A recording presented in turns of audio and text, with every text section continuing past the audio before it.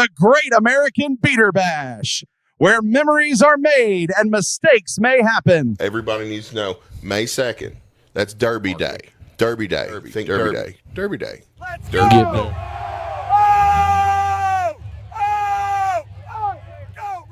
Influencer class, that's my shtick at this demolition derby that I'm doing. I'm bringing in some people in the entertainment space, if you will, to come and drive their first demolition derby.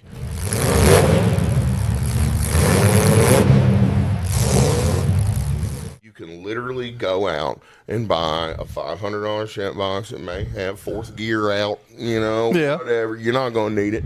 And then you do a very basic preparation and bring it, and you pay $40 for a chance at $1,000. Mortal Theory. We've got concessions, and then the Wicked Wieners truck's going to be there slinging hot dogs, slinging some glizzies. Freeman Brothers is sponsoring a car. I've got Boom Bad Fireworks sponsoring a car. Charlie Mike's at Dispensary is sponsoring a car. Mortal Theory themselves is sponsoring a car. There's going to be a Mortal Theory car. The list goes on. If anybody wants to sponsor one of these cars, this is the deal. I am sourcing the cars, preparing the cars, and then having them painted. And then the influencer, which we can match influencers to sponsors. There's no real feasible reason not to come. Unless that's what she said. Yeah, to come. But Come join the event and invite all your friends. Come see me at the Great American Beater Bash, Litchfield, Kentucky, May 2nd. Grayson County Fairgrounds, where legends are made. Located at 511 South Main Street, Corbin, Kentucky, Sugar Booger's Custom Cakes has been bringing delicious treats to the Tri-County area for over a decade. Whether it be a cupcake, cookie, cake pop, brownie, or a signature one-of-a-kind custom cake that will be the star of any event, Sugar Boogers has you covered. Easy online ordering with polite, knowledgeable staff guaranteed to make each experience easy and stress-free. Go check them out on Facebook or give them a call for a free estimate. Sugar Boogers Custom Cakes for all occasions, 606-344-6595. Are you looking for somewhere in Corbin, Kentucky to host your next event? Here we have it at Harvey's on Main at 115 Main Street. Let's check it out. Step into timeless charm and unforgettable elegance at this stunning historic venue. With breathtaking architectural details and an inviting open floor layout, Harvey's is the perfect setting for your next special event. Delight in the breathtaking bar complete with tap, a fully equipped kitchen for seamless catering, clean and accessible restrooms, a beautiful elevated stage for speakers, performers, or presenters. And for weddings and formal events, relish in the comfort and privacy of the bridal suite. Whether you're hosting an intimate gathering or a large celebration, Harvey's on Main provides the perfect scene to create lasting memories. Thoughtfully designed by the owner, who will be by your side every step of the way to ensure all your wants and needs are met. Book today and let Harvey's bring your vision to life. Are you a jerky jerk? You're holding it, right? Yeah, I got it. Just give me 1 second.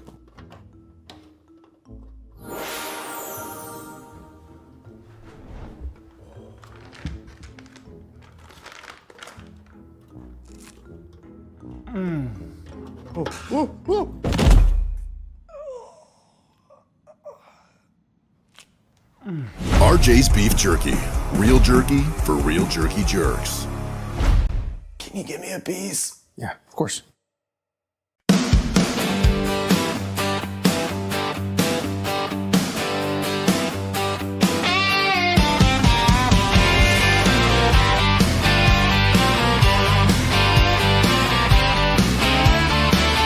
Kick off your boots, come gather round. We're digging up secrets that can't stay down. Bigfoot's out there in the midnight air. Aliens watching from who knows where. No sugarcoating, we're saying it straight. Bigfoot, alien, CIA. No sugarcoating, the truth on display. Jericho and Paul, bring it your way.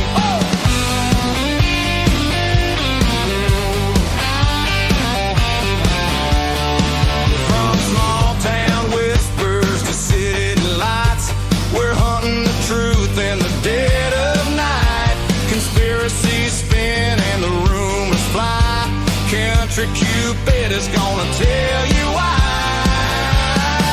No sugarcoating, we're saying it straight. Bigfoot, alien secrets to break. No sugarcoating, the truth on display. Jericho and Paul, bring it your way.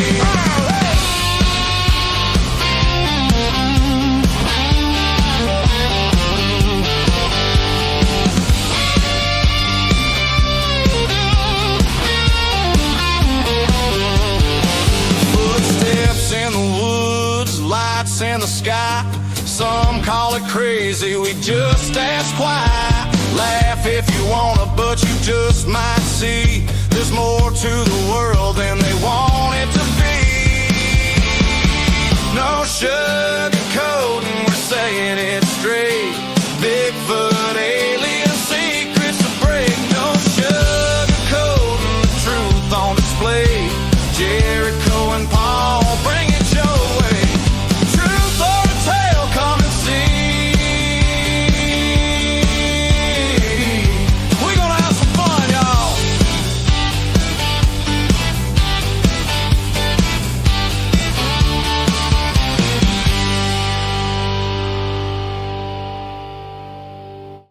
In a world where feelings are protected and men have traded big, beautiful beards for man purses and man buns, comes to you a podcast you always wanted and never knew you needed. A podcast where feelings are left at the door and conversations happen unfiltered and no sugarcoating.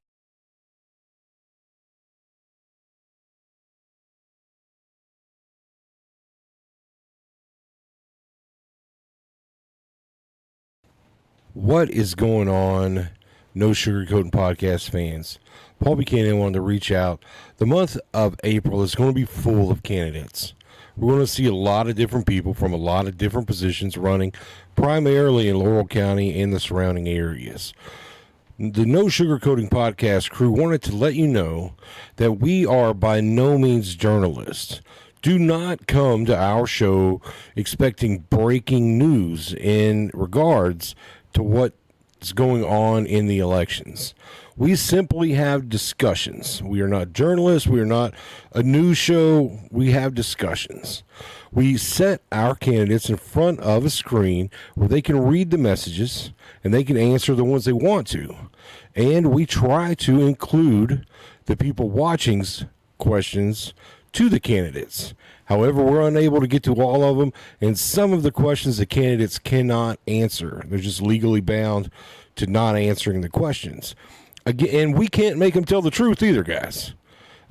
So, just wanted to kind of let you guys know ahead of time. Hopefully, you'll see this before every episode of a candidate. But, yeah, guys, we're not a news crew. We don't pretend to be journalists. We have discussions. We try to bring out the best of everyone that comes here. We have no gotcha that we're trying to do to any candidate. With that said, I hope you guys enjoy the podcast. Have a great day. What is going on Facebook, TikTok, Spotify, whatever you're watching the stream on tonight? We are so happy that you're with us. Guys, we took a little bit of a break this Wednesday, had the wives on, but now back to politics. Yes. We've got none other than Mr. Matt Allen, who is running for London City Council with us tonight. Matt, we kind of broke down how we do the show, where we kind of just introduce you for the first hour, and then the second hour we open up for questions. So let's get to know you. Let's start from the beginning. Did you grow up here? Grew up here. I'm from London. Lived here my whole life, other than probably 5 months. I lived in Ohio. I'll tell you right now, you might going to have to speak up a little louder or get that mic just a little closer to you. Tesla, better? he was joking about you being muted. Yeah. Yeah, it was a joke. You have a softer voice, so it's... Yeah. But yeah, I'm from London. Been here my whole life, man. London's home to me. I've only lived outside of London or Kentucky just a couple of months. Came right back. It's been home. So, what about your roots? Your parents grew up here. Do you have wife, kids, anything like that? My parents are both from here. My mom is no longer with us. My dad is, who lives in London. I do. I have 3 kids. I'm divorced. Have 3 great kids. My daughter just turned 18. That's awesome. Yeah, nervous. A little nervous for that. But she's a great kid. She's just enrolled into college. I have a 14-year-old son and a 8-year-old son. That's awesome. So, have you ever done any kind of politics before now? No. No? I'm not a politician. That's what I tell everybody. Okay. So what in the world brought you into it? Well, hold on. Okay, yeah. Hold on. Jumped the gun there. Sorry. So what do you do for a living then? What is it that you do that help qualify you for what you're asking people to vote you for? Okay. I work in a substance abuse treatment center. I'm a counselor. I'm a outreach coordinator. I'm a site supervisor. I'm really good at working with people. I'm real passionate about my community. Over the last 10 years, that's what I've done. I worked hard to give back to my community that I took away from for many years of my life. So, yeah, I'm a counselor. That's awesome. Now, you said taken away from your community. Are you recovering? Yep. I will have 10 years clean in June. Congratulations, man. That's amazing. It's always good when people can turn their life around, especially turn it around and then want to be an active participant in what's going on. You know what I mean? It's a lot of times people don't get that full 360. They get like a 180 or 270. They don't get to 360. They don't get to actually participate, or they don't want to, you know? So it's good to hear that not only are you're sober for 10 years, clean for 10 years, recovering for 10 years, but now you want to be able to do more for the community. Absolutely. And be part of so maybe now's a good time to ask that question, Jericho. Okay. Yeah. So what in the world brought you into politics? Well, a couple, probably coming up on 2 years, maybe. I actually got asked to sit on a subcommittee with some of the current council and some of the older members that were there that stepped down, no longer there, to help homeless people in London. And I was on that subcommittee for a couple of months with actually Chase Carson, who's running for council as well. And we were attempting to help them with what they deem as a issue or a concern or problem.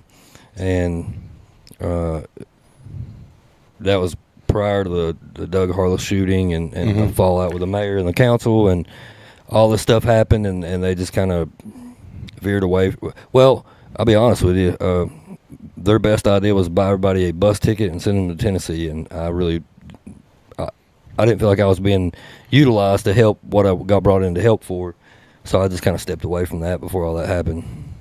So they felt like the answer to homelessness was to buy people bus tickets and make them homeless somewhere else. Tennessee? Yes. That is pathetic. Well, I didn't say that. That's Jericho's first disclaimer. Somebody hit the disclaimer. I was there for it. It was real life. It happened. So, yeah. That's wild. Mm-hmm. Now, I know that there's a few. There used to be a woman's shelter in London. Wasn't there one right off exit 41 there's a there? warning shelter, and we do have a homeless shelter, but it's ran by a church, so I'm not knocking them. They're great, but some of their rules and policies don't fit homeless people. Right. We had a homeless shelter in Corbin where you had to have your ID to be able to be a homeless person. Do you know how many homeless people don't have their IDs? A lot of them. Most of them. So, Katie, if you're just listening, you said the council's suggestion for the homelessness was to buy them a bus ticket to Tennessee. Uh-huh. That's what you just said, correct? So that was Yes. council's suggestion. That was council's suggestion. And that's when you said, "No, I don't think we're really helping anybody. I'm gonna step away." Yep. That's the way I understood it. Mm-hmm. I would have probably stepped away from that too. Yeah, I didn't want to be involved in any part of that. That could be your family or your family. You know, right. I want somebody to throw my parent or kid on a bus and be like, "Good luck. You'll be a problem somewhere else that's not here." So. Right. Well, I mean, because, man, that just creates a bigger problem somewhere else, right? Yeah. If they're from around here, at least they might have somebody they can turn to every now and then. But if you send them off, then it kind of puts them completely on their own somewhere. Yeah. So you did that, and who asked you to be on the subcommittee or whoever? Kip Jervis. Kip Jervis. Now, Kip Jervis stepped down from his role due to health conditions, is what we've heard. But it's amazing. Well, not amazing, but I think it's awesome that he reached out to you. Yeah. You know, say, hey, listen, this is maybe one of the best fits for this program. Somebody that's kind of lived a life like this, that has some experiences like this. So, and that just goes to show you that I mean, man, God's got a plan for you. God's got a plan for you. If he picks you up from that, and then somebody sees, hey, this guy could change lives. Let's get him on a committee to try to help him. Because, I mean, I'm not saying every homeless person's an addict, but a lot of homeless people are addicts. You know? Addiction is a mental, if you look it up in the DSM-5, homelessness is a disorder, right? So, throwing somebody on a bus is not a solution to their. It's not even a problem. They're not a problem. You know, they're people who suffer, so they need help, and that's not a way to help them. Right. No. So, what made you decide to get in the race for city council? I had a few people suggest that maybe I do it. You know, it's still weird to me. I went from being in front of judges and dealing with police on the other side of the fence to, now I have really good relationships with them, and just a lot of people suggested that I do it. So I prayed about it. Whenever I make decisions, I kind of go two ways about it. Is it practical and is it spiritual for me? And it was both, so I just did it. Right. Yep. So did the people that approach you because they thought that you could do something different than what's being done? Or, I mean, have you paid attention to what the council had been doing, and you're like, dude, this council really could use some help? Or was it just because somebody had asked? No, I paid attention, but I didn't have any interest in like being on the council until people were like, man, you would really benefit our city. We think that you should give that a try. And so I did.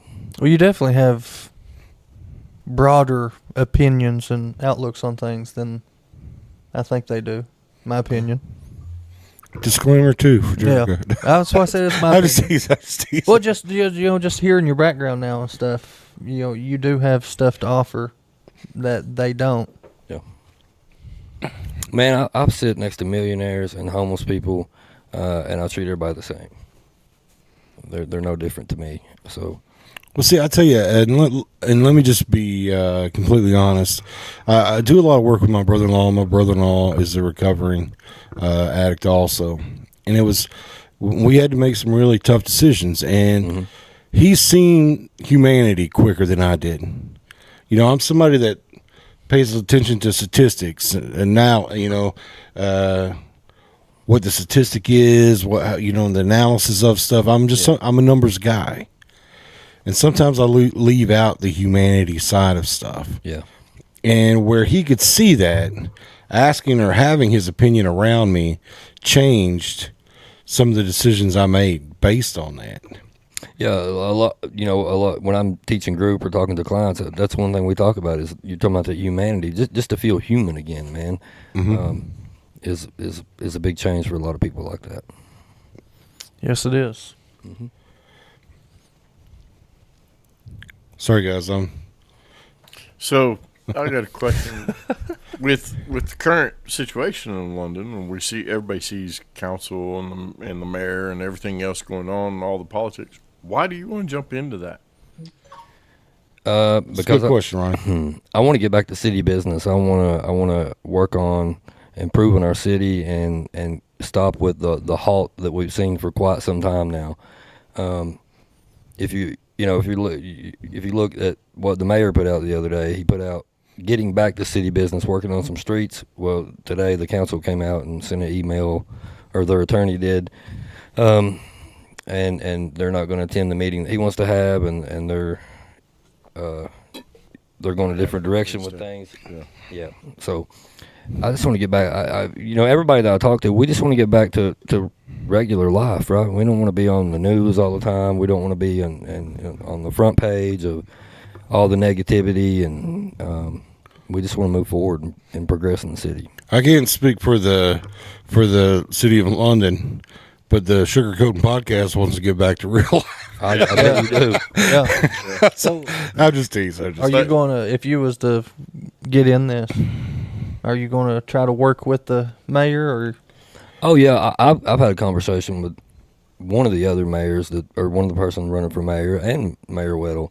I'm willing. I want to work with whoever's in, and I think that's what everybody should be doing. We should be working together, not working for our own agenda. Yeah. You work for the people of London. You don't work for yourself. So if you're not making progress and doing things that they want done and that needs done, then why are you in office? That's what I was asking, though. More importantly, what if the current council? What if you're number 6 to the current 5? Can you work with the 5 that's there? That's true. I mean, I hope so. I'd be willing to. I mean, obviously I'm going to voice my opinion, and if I don't like something, I'm definitely going to let it be known that I don't like it. I'm not just going to roll over and be like, "Yep, we're going to do what you want to do." They'll just vote you out. Well, they can vote me out. Yeah, that's what that's how that Johnny explained to us. It worked, right? It only takes 5, and the 6th person doesn't get to vote. That's tough. I think only 3 of the current people are running again. Yeah. Because I don't think Weaver's running again. Mm-mm. Donna is, right? Yeah. Kelly Green is, and Young. and Justin is running again, right? But Jim Baker, he's running. Actually, I know Jim. But a funny story. I coach soccer I coach my little kid's soccer team, and Jim Baker's grandson is actually on the team. So we've had a lot of conversations. Never nothing political. He's a great person. I don't agree with this stuff he does with city council, but as far as a person, I think he's a great person. Well, I think that sometimes outside of relationships, if you can bring those into a situation, that way he knows that your agenda is what your agenda is, and you know his, that you guys can level it out, and there not be, if you don't already have a disdain for somebody, you know what I mean, then you have a real good opportunity to create opportunities, you know? I mean, it needs a whole clean slate. I agree. That's what it needs. That's what I hear from most people is they just want all new, everything new. They don't want to be back to what we've been dealing with. Well, it was interesting what you said in the middle of that you spoke to the mayor, you spoke to another candidate that was running for mayor. So I mean, right away it gives me the kind of impression that you're willing to work with whoever's there. Absolutely. And that wasn't even a question. You're like, hey, listen, I've spoke to this mayor, I spoke to that. So I mean, we didn't even lead you in that direction. You said that on your own. Yeah, actually, Jericho asked him if he could work with the mayor. I actually messaged Justin Young a while back because I didn't know him prior from sitting on the subcommittee, and I said, hey man, you'll never hear me say anything bad about you. That's not who I am. It's not how I operate. Whether whoever gets in there, whether you stay in or me or anybody else, I hope that you guys are willing to, do the right things and move the city forward. He didn't respond back. So he didn't reply back to you? No, he read it. He didn't reply. I hate that. See, I hate that. I had a conversation with somebody earlier in the week that said that a lot of the city council wanted to come on the show, but they were maybe instructed not to. And I hate that because it only gives other people opportunity. You know what I mean? And that's not saying anything bad because everybody has the opportunity, but the only people that they're reaching are people that they've already got their vote. If they don't come on a show and talk about their stances and stuff. Yeah. And we've invited the city council on here numerous times, sent messages to a couple of them personally. We haven't sought them all out and sent them all messages or anything like that. I don't mean to say that, but we've extended an open invitation to all of them. Almost every show to come on here and kind of explain the decisions that they're making. You'd probably have to call Christy Shannon and invite her, probably, if I had to guess. It was just something that will make it happen, and let me just say that's unfortunate for them. Yeah, it's unfortunate for them. So if you were on the council, would you make homelessness an issue that you fought for? I mean, because that kind of got took from you while you were doing a subcommittee, but obviously something that you're passionate about anyways. Is that something that you would try to tackle while you were on the council? And if so, do you have any kind of ideas how to tackle homelessness in London? Yeah, it's actually one of the one of the things that one of the narratives that I'm pushing for if I do get in office is to help address that. And I think allocating the correct resources to help those people is gonna take care of that problem. It's not putting them on a bus ticket. It's not throwing them in a homeless shelter where they're not receiving any kind of mental health services or things like that. Or you have to rehabilitate them the same way you do somebody with substance abuse, right? You have to teach them a new. They've been homeless, right? So, right. You're taking them out of an environment and expecting them to follow all these rules and do all these things, and they're not getting the care that they need. With the proper care and resources, they can be rehabilitated back to be able to get in the community in a positive way. Nobody wants to be homeless. I mean, sure, we got backpackers that go all through the country and blah, blah, blah. There's still the hippies out there. Yeah, but there's, the gypsies. Not everybody wants to sleep under a bridge or on a sidewalk. They want help. They're not getting it. So, particularly, what's one thing you'll try to bring up or invent or like? Well, one thing that's kind of already in place that me and some of the city police department and the mayor, if they encounter someone, I went out and met those people and tried to help them get resources and things like that. And I think that maybe implementing like a recovery coach in the city. I mean, we're spending tens of thousands of dollars on attorney fees right now.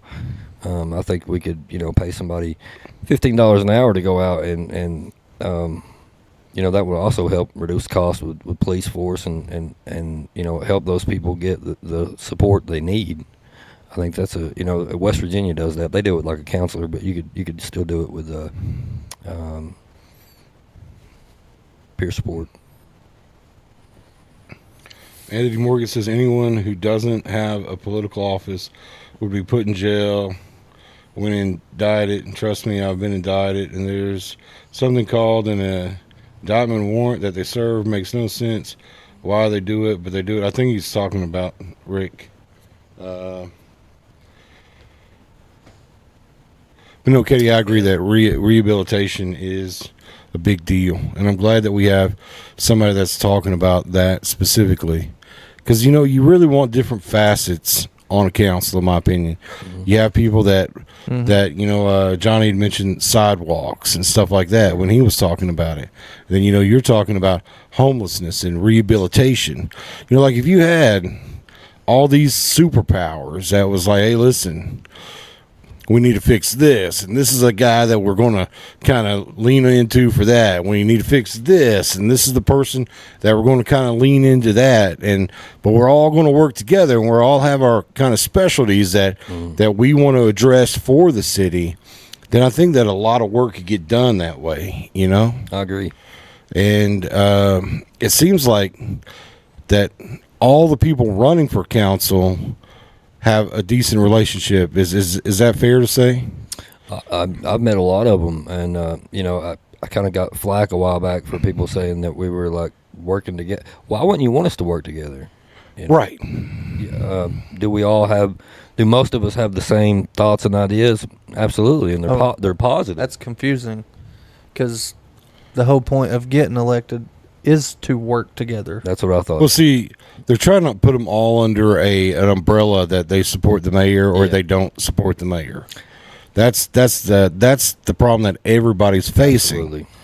Is all these umbrellas. There's the John Root umbrella, the Robbie Grimes umbrella, the Rick Kaufman umbrella, the Jenny Baker umbrella, and in order, there is no one that's not getting rained on. Right. Because there are tons of people that support John Root that does not support the mayor. Yep.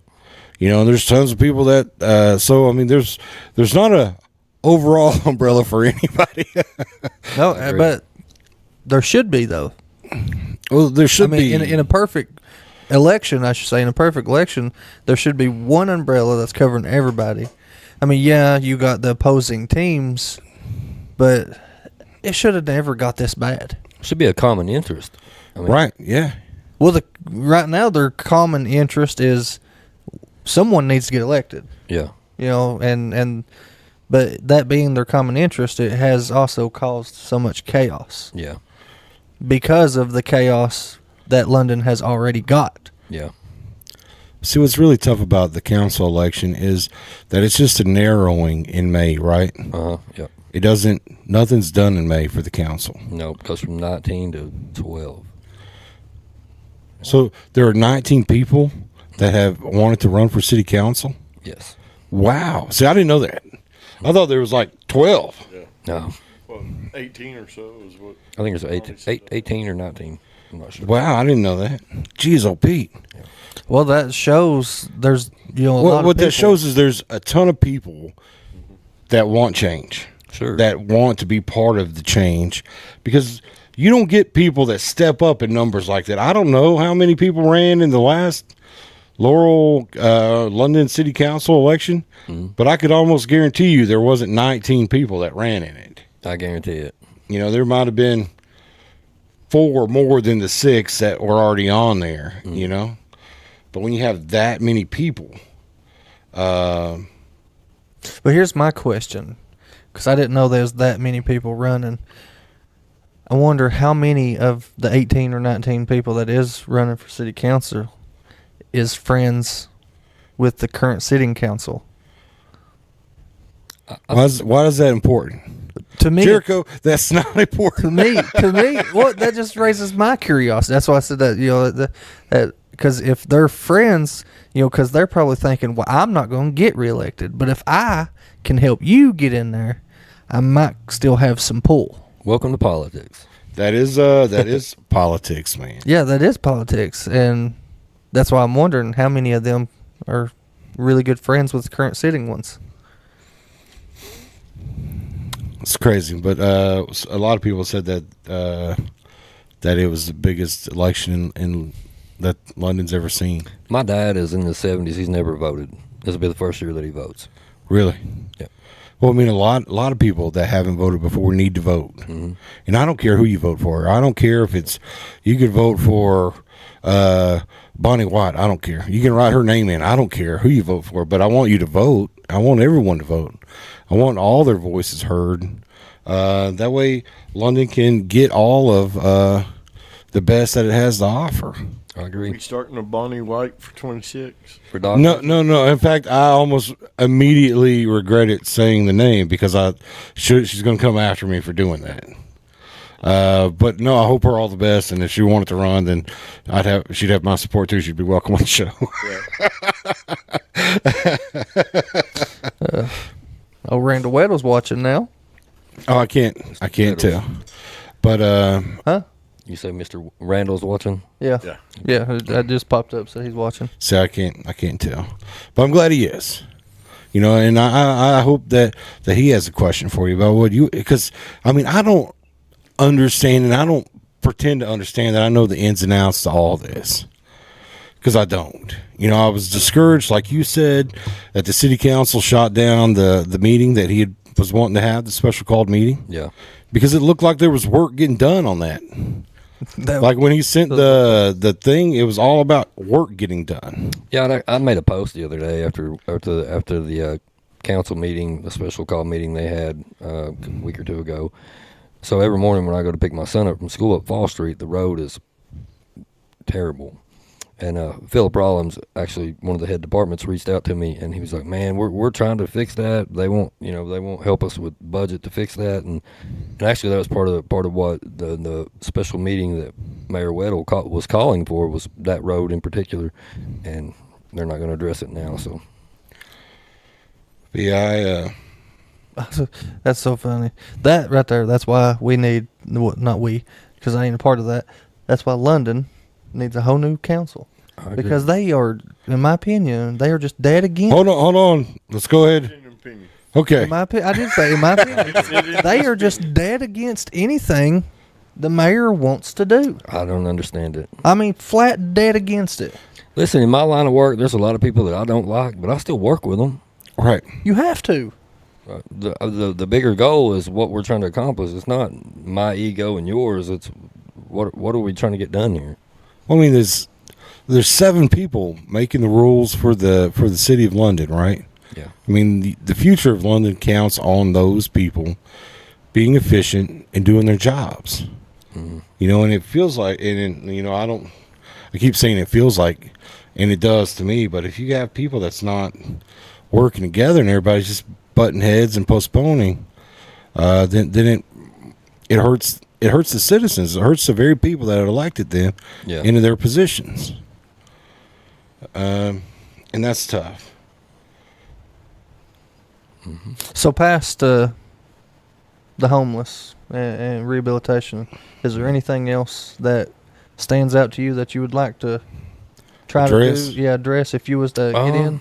You know, I talk about working with the youth a lot. I think, like my daughter, she's turned 18. She's wanting to go to college in EK, Western Kentucky. She didn't want to stay around here.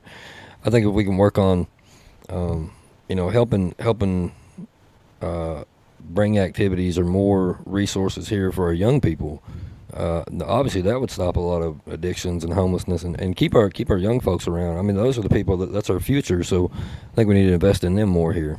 We don't have like a youth center. There's a lot of things we don't have that we could, utilize.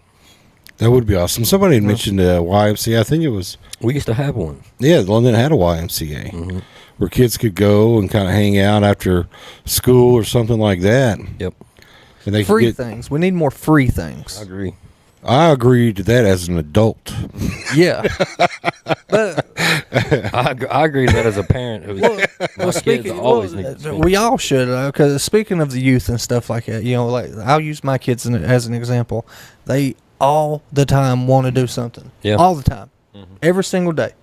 There's not a day goes by that they don't want to leave the house and go do something. Well, guess what? Everything you do takes money to do. Yeah. I don't care if all you're doing is driving around in your car.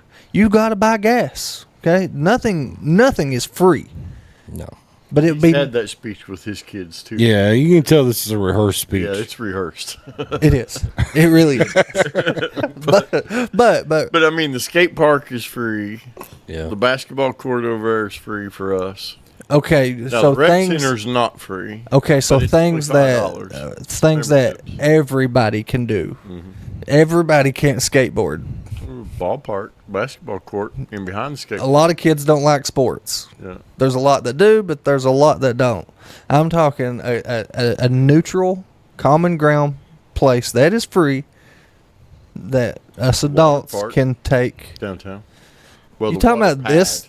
Yeah, that water little pad. Yeah, We have a water that pad is in for London. babies. London has a good water pad. Yeah. Now London's they're on Mill Street. That one is good, It's a splash pad, fellas. Yeah.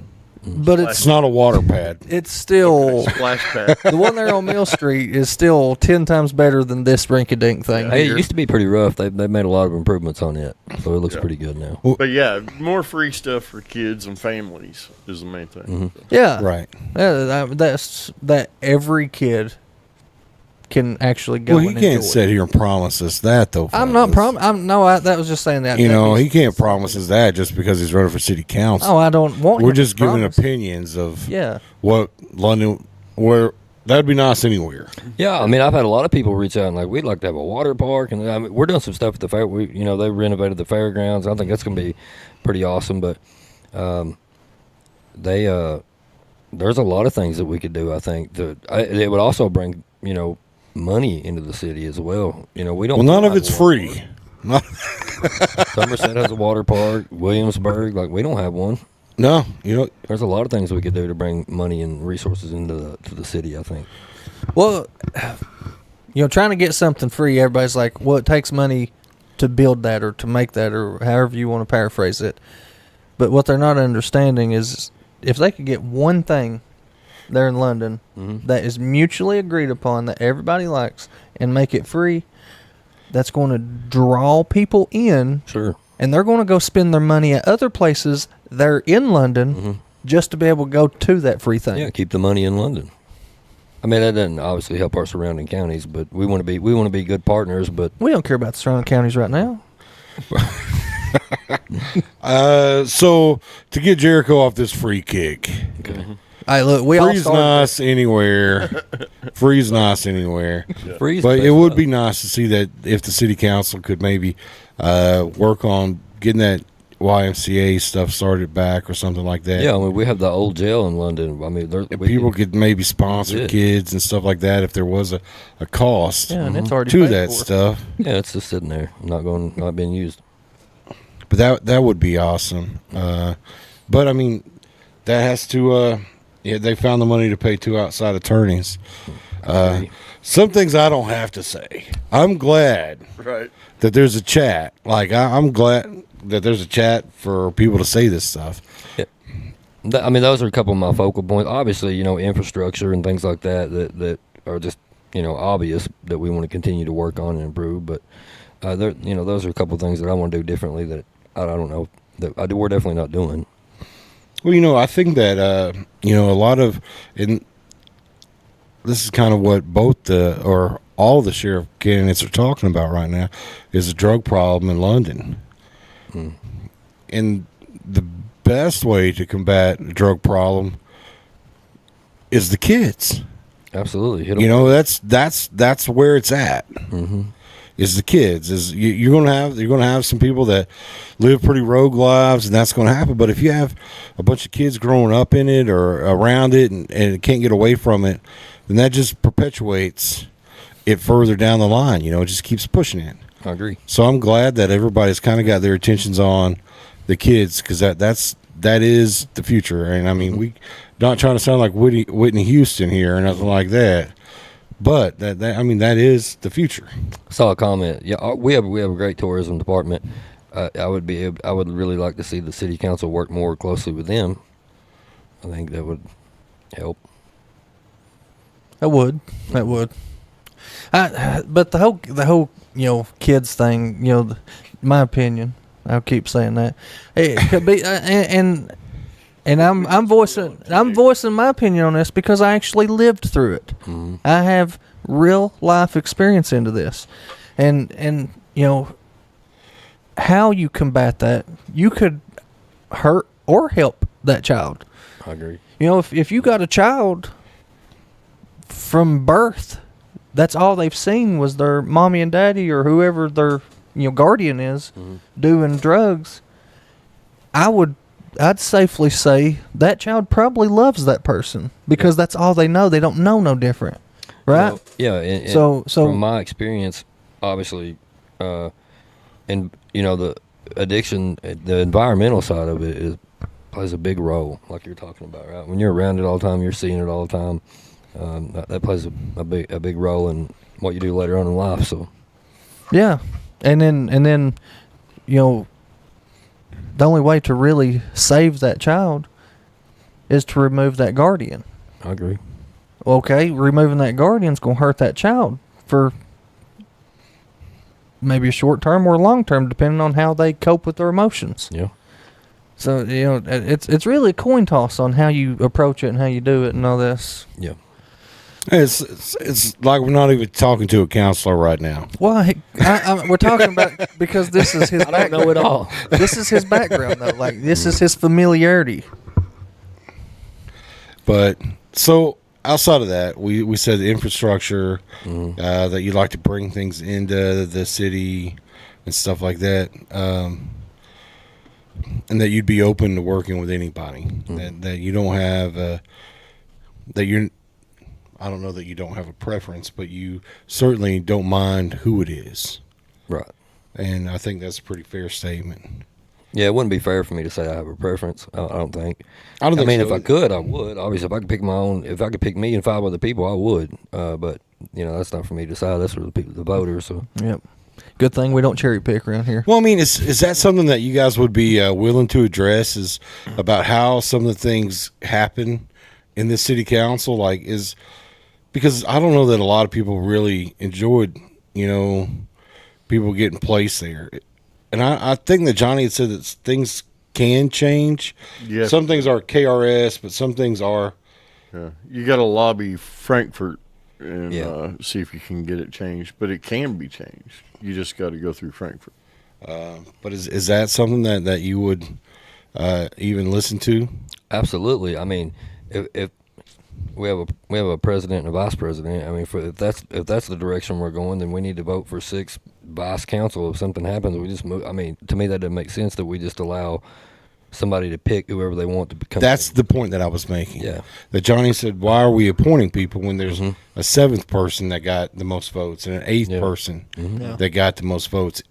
That's, why can't you guys, or I mean, would you be open to trying to figure out how to change the policy where instead of an appointment happens, the next person in line, if still interested, gets to be in the city council? Absolutely. Or if everybody, not just the 6 people, not just the council, but I think you should have other people involved in that process. That way it's not biased. When it's biased, it's not fair. That's why we have an election. That's why we vote. Yeah, I think being able to appoint someone should be like a like an emergency. That's the word I'm trying to find. Like it has Temporarily. to. Yeah, it has to be like like if we was the council and then Paul just dropped dead. That's an emergency. We need. Why we got me dropping dead? That's the first thing. I don't know why I picked. I'm the oldest. So. Yeah, I mean, it would make sense for Ronnie. You're sitting across from me. Because you're sitting across from me. Like you're the one I'm just teasing. But like that I'd declare that an emergency. Hey, we need to appoint someone right quick while we're running a special election to get the next one elected. Yeah. Well, Katie says council can introduce an ordinance that requires a special election to determine who is appointed. Katie's a smart lady. She is a smart lady. She's a smart lady for sure. But I mean, but you'd be open to doing that. Absolutely. I think that should almost be a requirement to even be on city council. That you've got to be willing to allow this to happen to even be on the council. That's the Get thing. away with the appointments. None of this. The city don't want that. The city wants to vote for who they want to win, Absolutely. and that's who represents them, not who somebody picks. Well, and I think that's what caused a lot of this uproar is appointing people. I agree. No, I would agree with that statement too. Is that you had? I'm trying. There was an instance. Well, there was an instance where a council member kind of seemed forced out to me. So that's in my opinion. She had a sick family member, couldn't go to her stuff, and they said, "Well, if you can't be here, you're out." Yeah. And what was crazy about that person, and this might be another, in my opinion, it seemed like she was a supporter of the mayor, and that it would benefit them to remove her from there. Yeah. And create an ordinance or a policy where you have to attend so many meetings, even though they knew she couldn't. And when they done that, then that kind of gave full control to the council to appoint somebody else, because I think she was maybe the last hair hanging on that was a Weddle supporter or a fan of the mayor. Then it kind of got turned on its head after that.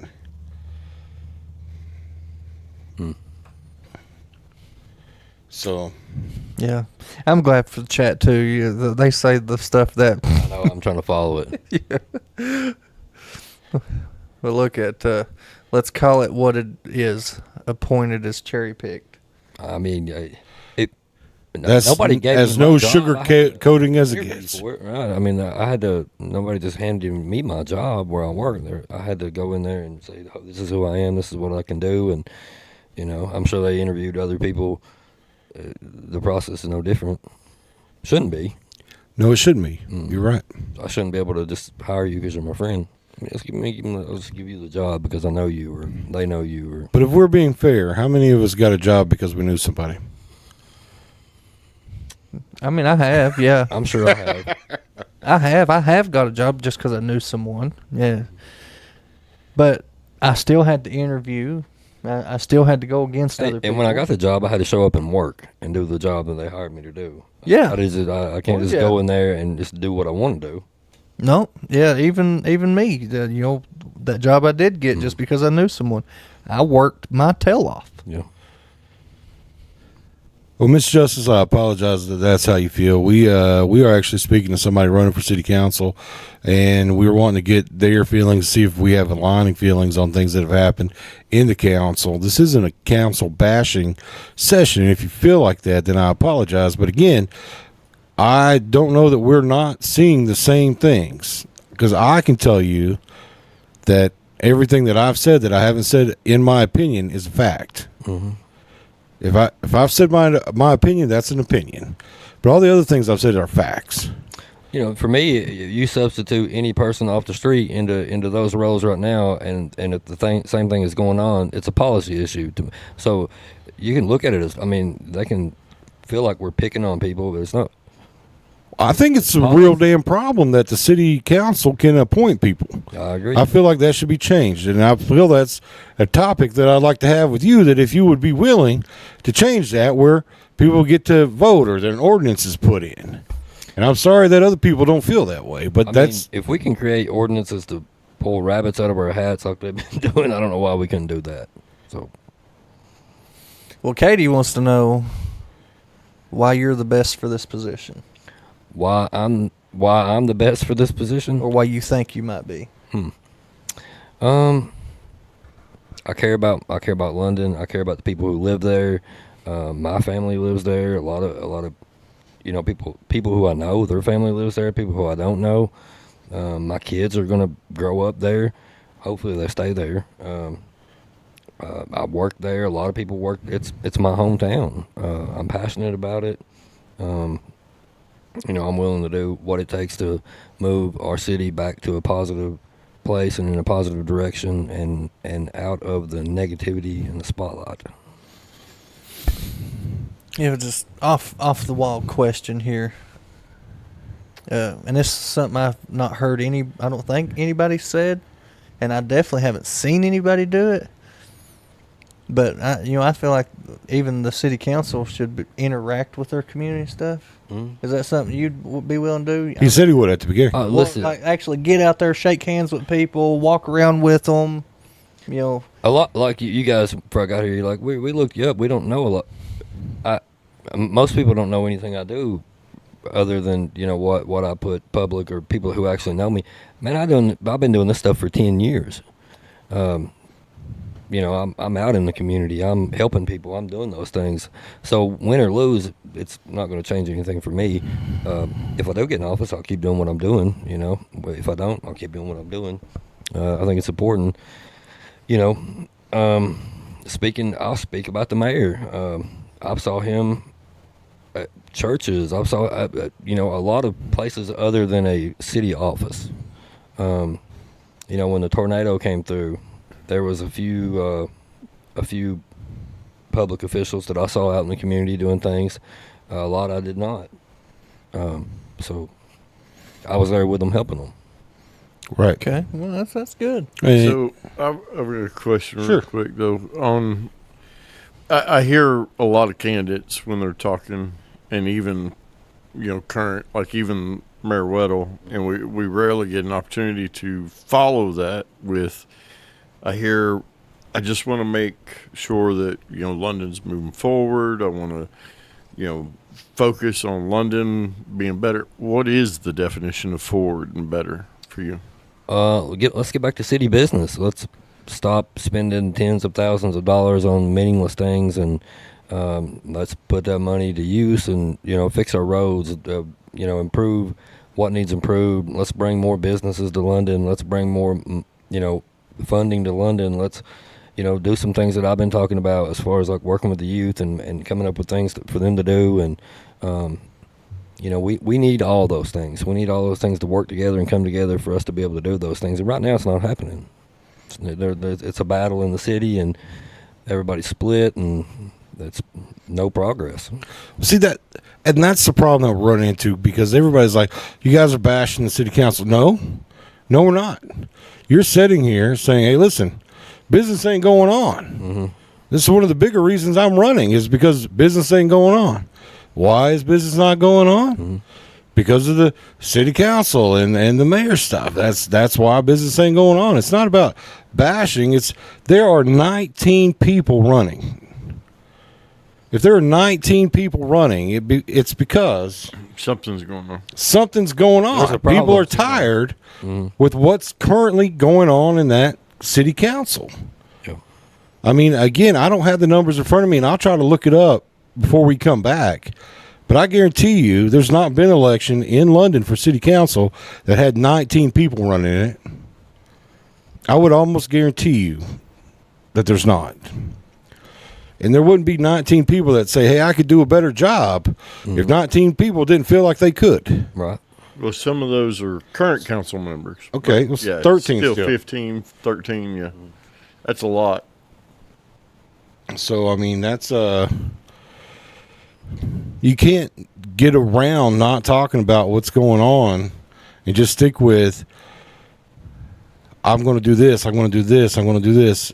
Somebody's got to say, I'm tired of seeing it like this is why I'm doing this. You know, and you've said that. Johnny Miller said that sitting here. So that just kind of frustrates me that people think we're bashing again after inviting them on here to talk about it.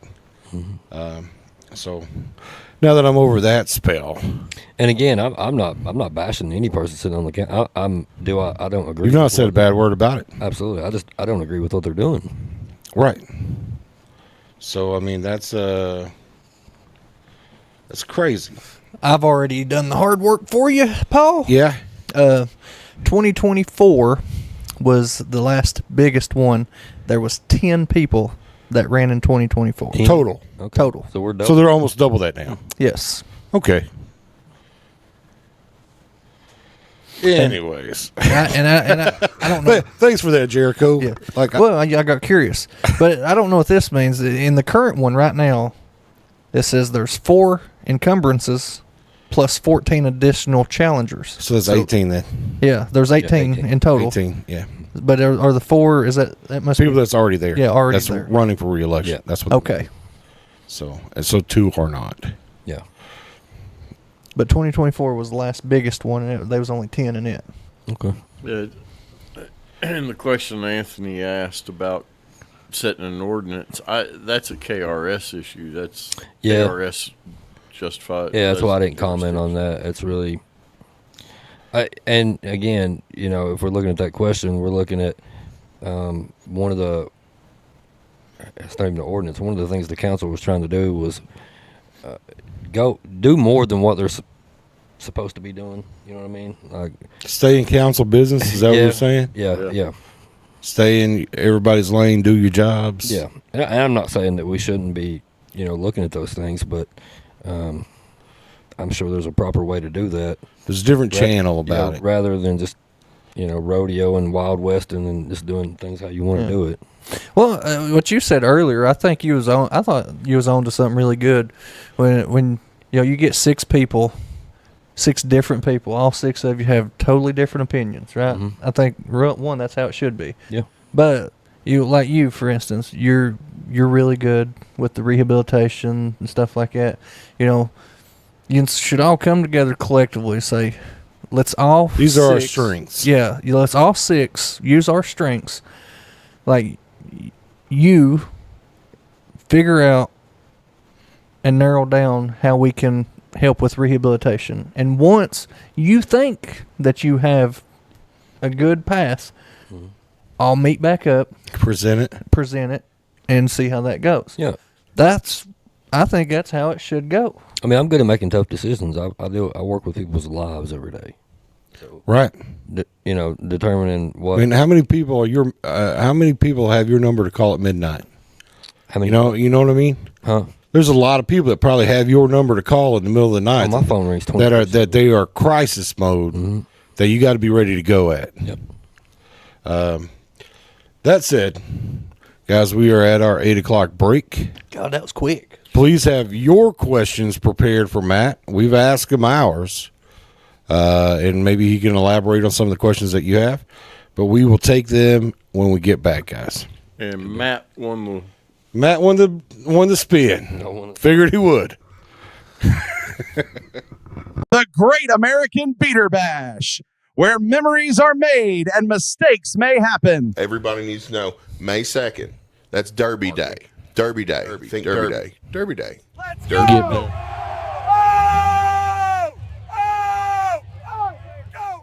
Influencer class, that's my shtick at this demolition derby that I'm doing. I'm bringing in some people in the entertainment space, if you will, to come and drive their first demolition derby.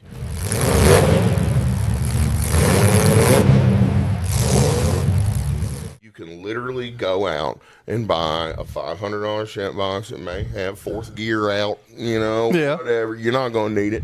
And then you do a very basic preparation and bring it, and you pay $40 for a chance at $1,000. Mortal Theory. We've got concessions, and then the Wicked Wieners truck's going to be there slinging hot dogs, slinging some glizzies. Freeman Brothers is sponsoring a car. I've got Boom Bad Fireworks sponsoring a car. Charlie Mike's at Dispensary is sponsoring a car. Mortal Theory themselves is sponsoring a car. There's going to be a Mortal Theory car. The list goes on. If anybody wants to sponsor one of these cars, this is the deal. I am sourcing the cars, preparing the cars, and then having them painted. And then the influencer, which we can match influencers to sponsors. There's no real feasible reason not to come. Unless That's what she said. yeah, to come. But Come join the event and invite all your friends. come see me at the Great American Beater Bash, Litchfield, Kentucky, May 2nd. Grayson County Fairgrounds, where legends are made. Located at 511 South Main Street, Corbin, Kentucky, Sugar Booger's Custom Cakes has been bringing delicious treats to the Tri-County area for over a decade. Whether it be a cupcake, cookie, cake pop, brownie, or a signature one-of-a-kind custom cake that will be the star of any event, Sugar Boogers has you covered. Easy online ordering with polite, knowledgeable staff guaranteed to make each experience easy and stress-free. Go check them out on Facebook or give them a call for a free estimate. Sugar Boogers Custom Cakes for all occasions, 606-344-6595. Are you looking for somewhere in Corbin, Kentucky to host your next event? Here we have it at Harvey's on Main at 115 Main Street. Let's check it out. Step into timeless charm and unforgettable elegance at this stunning historic venue. With breathtaking architectural details and an inviting open floor layout, Harvey's is the perfect setting for your next special event. Delight in the breathtaking bar complete with tap, a fully equipped kitchen for seamless catering, clean and accessible restrooms, a beautiful elevated stage for speakers, performers, or presenters. And for weddings and formal events, relish in the comfort and privacy of the bridal suite. Whether you're hosting an intimate gathering or a large celebration, Harvey's on Main provides the perfect scene to create lasting memories. Thoughtfully designed by the owner, who will be by your side every step of the way to ensure all your wants and needs are met. Book today and let Harvey's bring your vision to life. Are you a jerky jerk? You're holding it, right? Yeah, I got it. Just give me 1 second.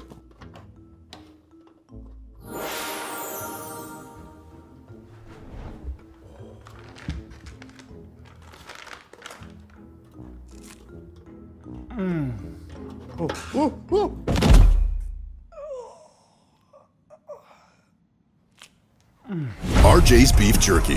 Real jerky for real jerky jerks. Can you give me a piece? Yeah, of course.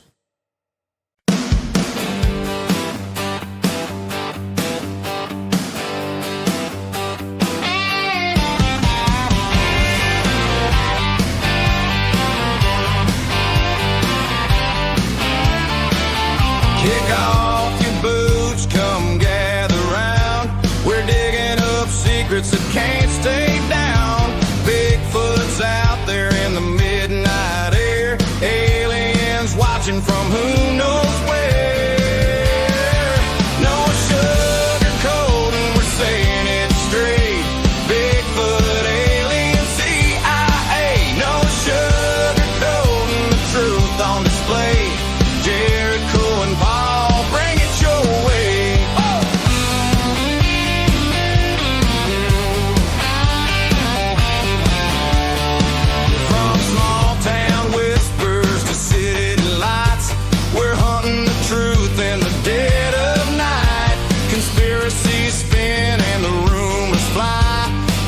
Mr. Cupid is gonna tell you why. No sugarcoating, we're saying it straight. Bigfoot, alien secrets to break. No sugarcoating, the truth on display. Jericho and Paul, bring it your way.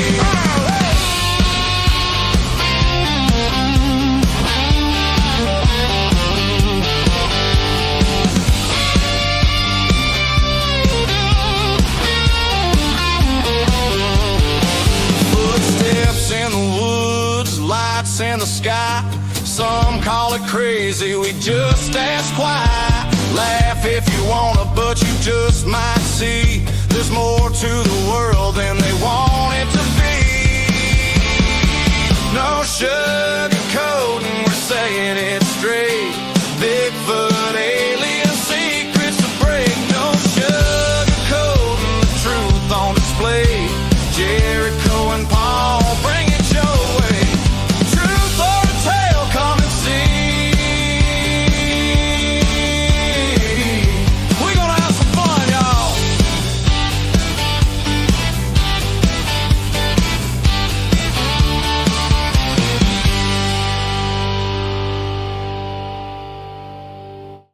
In a world where feelings are protected and men have traded big, beautiful beards for man purses and man buns, comes to you a podcast you always wanted and never knew you needed.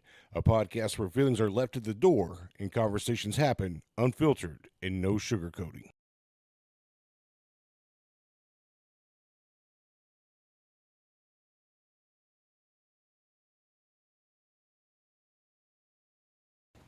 What is going on, No Sugarcoating Podcast fans?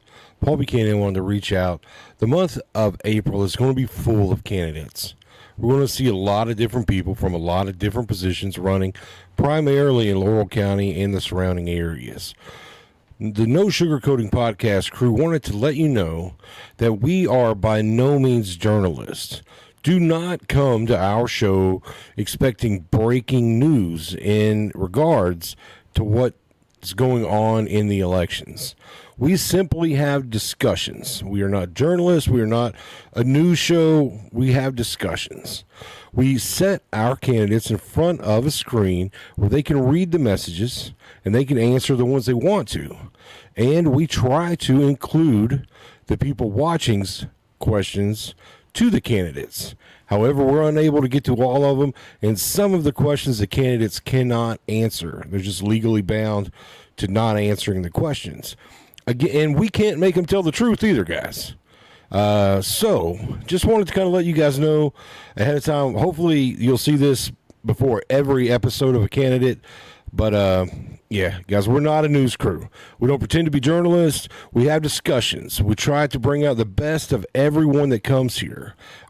We have no gotcha that we're trying to do to any candidate. With that said, I hope you guys enjoy the podcast. Have a great day. Is going on. We are back from that beautiful break right there. Got our smokes in, anything that you want to like. But anyway, you're going to spin this wheel. Okay. Now, the point with the wheel, you have to spin it. Mm-hmm. But you get to choose what you do. You can either do what the wheel says or you can eat some beans. Okay. But either way, we got to spin the wheel first, and then we'll go from there. And I hope you do what the wheel says. Let's be one of them guys. Yeah, and just to be clear, there's only been one candidate that we've had on here that's done anything the wheel came up with. Okay. The others have took the beans. So, I'll hold it steady. Give it a nice little spin there. I said a nice spin. Okay, here we go. Everybody watches it, sees, and they're like, I'm going to spin it good. Sing 15 seconds on a Disney song. I don't know one. No one ever does. When you're put on the spot, no one knows a Disney song. Well, you have jelly beans. Let me think. Let It Go. There's Aladdin. Or, Aladdin. Jungle Little Book. Mermaid. Yeah, the Little Mermaid. Lion King. Look, it's a lion. I'm old. Hakuna Matata. I should know Disney songs, but I don't. All right, so you in the beans then? I guess I'm eating a bean. You want hot or nasty? Ooh, hot. Okay. You don't get to see which one you pick, so hold it up high. Wait, what you said nasty? What are we talking when we said Like like fungus and like Dead fish. throw up and dead fish. Oh no, we want a hot one. Yeah. okay. Yeah. It's not a bad decision. Nah, you got a jalapeno one, or Has he got something to drink? We got him a water or something. let me get. He's got a soda with him. I don't know if he's got much in it. You can tell that he hit. Phil Collins, you'll be in my heart. You're a little hot.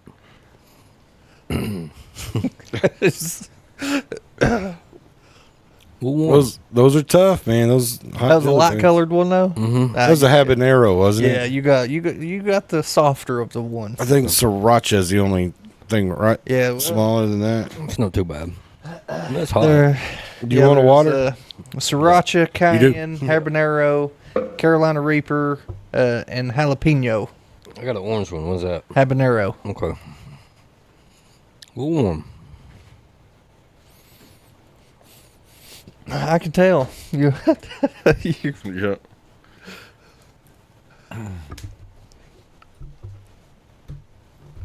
And that's so now the questions coming in, and Lisa did.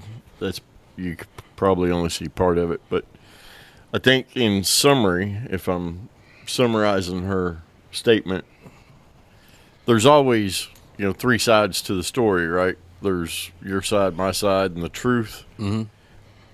In this, and just because we're not bashing city council, so Begged him to come on. yeah, right.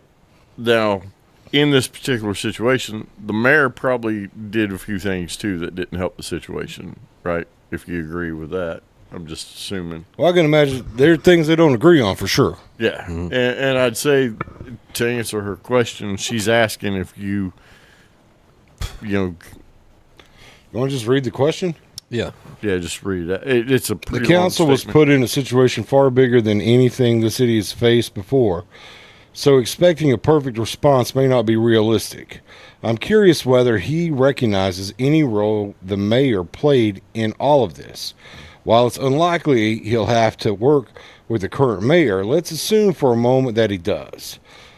There have been ongoing concerns and questionable actions. Would he be willing to address those issues directly if the current mayor remains in office? So what situation are we talking about? I don't know. She said that you may not know that some of the issues between the mayor and the city council.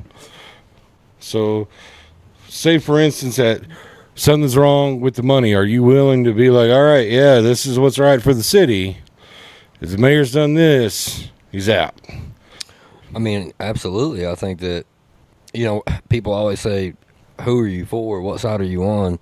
And my answer is always the same. I'm for the people of London, the residents, and the city of London.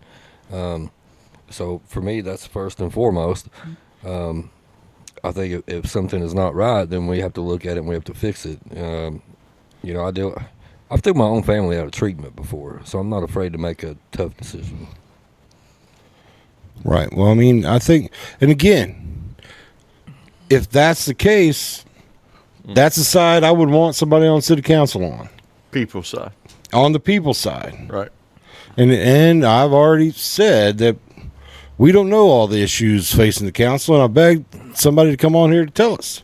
What are they up against? Please do. Can I answer a question, Mr. Yes. Kaufman? You said, why do Weddle supporters harass, bully, threaten, slander, threat other people for speaking out? Why silence Other people's voices like it don't matter? Why does certain people that you associate yourself with do the exact same thing? I'm blocked from a page that you guys are on where you have mentioned my name several times. You don't know me. You don't know anything about me. For you to say anything negative about me is irrelevant because you have no idea who I am. You don't know anything about me. So I don't think that's fair. I get sent screenshots often with my name associated with things that are false and not true. You're lucky I'm not a guy that runs to a lawyer every time, because I could eat you alive with that. So there's your answer to that question. Well, glad you addressed it. I said, was there any ordinances that the current city council has made that you would change or want to change? I think there's quite a few. I mean, we've seen a lot of ordinance passed recently. They're not really city business involved. Do I think the budget needs readjusted? I do. It's something they passed. I don't think it's fair. While I do think that we do need to look at it closely, I think we could do a better job at what they passed on. Lisa says there are currently around 15 lawsuits against the city. This situation could impact the community for years and may carry serious financial consequences. As a councilman, how does he feel the role of the council in addressing these challenges and working to protect the city moving forward? Say that one more time. I was reading the... Oh, wow, that was a lot to say again. Sorry. There are currently around 15 lawsuits against the city. This situation could impact the community for years and may carry serious financial consequences. As a council member, how does he view the role of the council in addressing these challenges and working to protect the city moving forward? I think we have to make better decisions. I think we have to put the right people in the right places to do those things. I mean, the best crisis intervention is prevention, right? So if we can prevent those things from happening, then it's not an issue anymore. All right. How do you balance accountability with due process? Well, I mean, obviously we have to follow ethics and laws first and foremost. But at the same time, we've got to be accountable for our actions as well too. I think that's kind of a slippery slope. But I mean, if you're doing the right things, you don't have nothing to worry about in that matter. Yeah. Well, you'd mentioned ethics right there, and I know something that's been talked about a lot is the ethics board. Mm-hmm. What do you think about that? What do I think about our current ethics board? Yeah. Or creating one, or possibly creating a good one, or yeah. So I think, isn't there some kind of back and forth of whether or not the ethics board is a legitimate ethics board right now, and so that there's kind of back and forth about that. I believe that is a fact. Uh-huh. Not sure, but I believe that there are different sides on whether or not the ethics board is legitimate. If it is legitimate, they're not doing their job. I've seen a lot of unethical behavior from current people on the council. First and foremost, we don't ridicule our residents. We don't act in those kind of manners. We don't do things that I've seen them do. That's not very ethical, especially when you're holding a position of office. So you would be for an ethics board? Absolutely. I don't see a problem with having an ethics board. You know, I made a statement the other day. If you're acting ethical, then you really don't need an ethical board. But I mean, it's good to have that backup for, you know, that third party view. But, you know, if you're acting accordingly, then it's not. Well, a lot of people don't take the time to really learn what ethics means. Mm-hmm. So that's why I think it would be good to have an ethics board that is knowledgeable in ethics. Absolutely. And anytime that you do step out of line unknowingly, you know, because you don't know, I ain't saying you, but whoever, they don't know ethics, that's when the ethics board steps in and be like, you don't do this, this is why. Yeah. Blah, blah. In my job, we have a human resources officer, we have a compliance officer. They make sure that we're doing things that we're supposed to do, and if we do something we're not supposed to do, they step in. They're like, "Hey, you can't do that." That's what needs to happen. All right, another question. In a situation where there are concerns about how a critical incident was handled, which I'm thinking is referring to the Harley situation. Okay. How much time do you believe an administration should take to investigate internally before taking corrective action? What would trigger immediate action versus waiting? I'm not in the judicial system. I'm not a law enforcement officer. I don't do. That's a very important, obviously. But when people bring that when they bring that up, a man lost his life. To me, I think that's the most important thing, and everything else is taken away from that. I want a timeline. Like I said, I'm not a judge. I'm not a prosecutor. I'm not a law enforcement officer. I wouldn't even be able to respond to that. Well, I don't think it'd be fair for me to even respond to that. Fair enough. You did duck it. You said, "Hey, listen, I'm just not in a position to know or have any insight." Hey, if I don't know, I'm gonna I don't know. Right. I'm not gonna half-ass it and be like, "Well, 6 months sounds good." I don't know.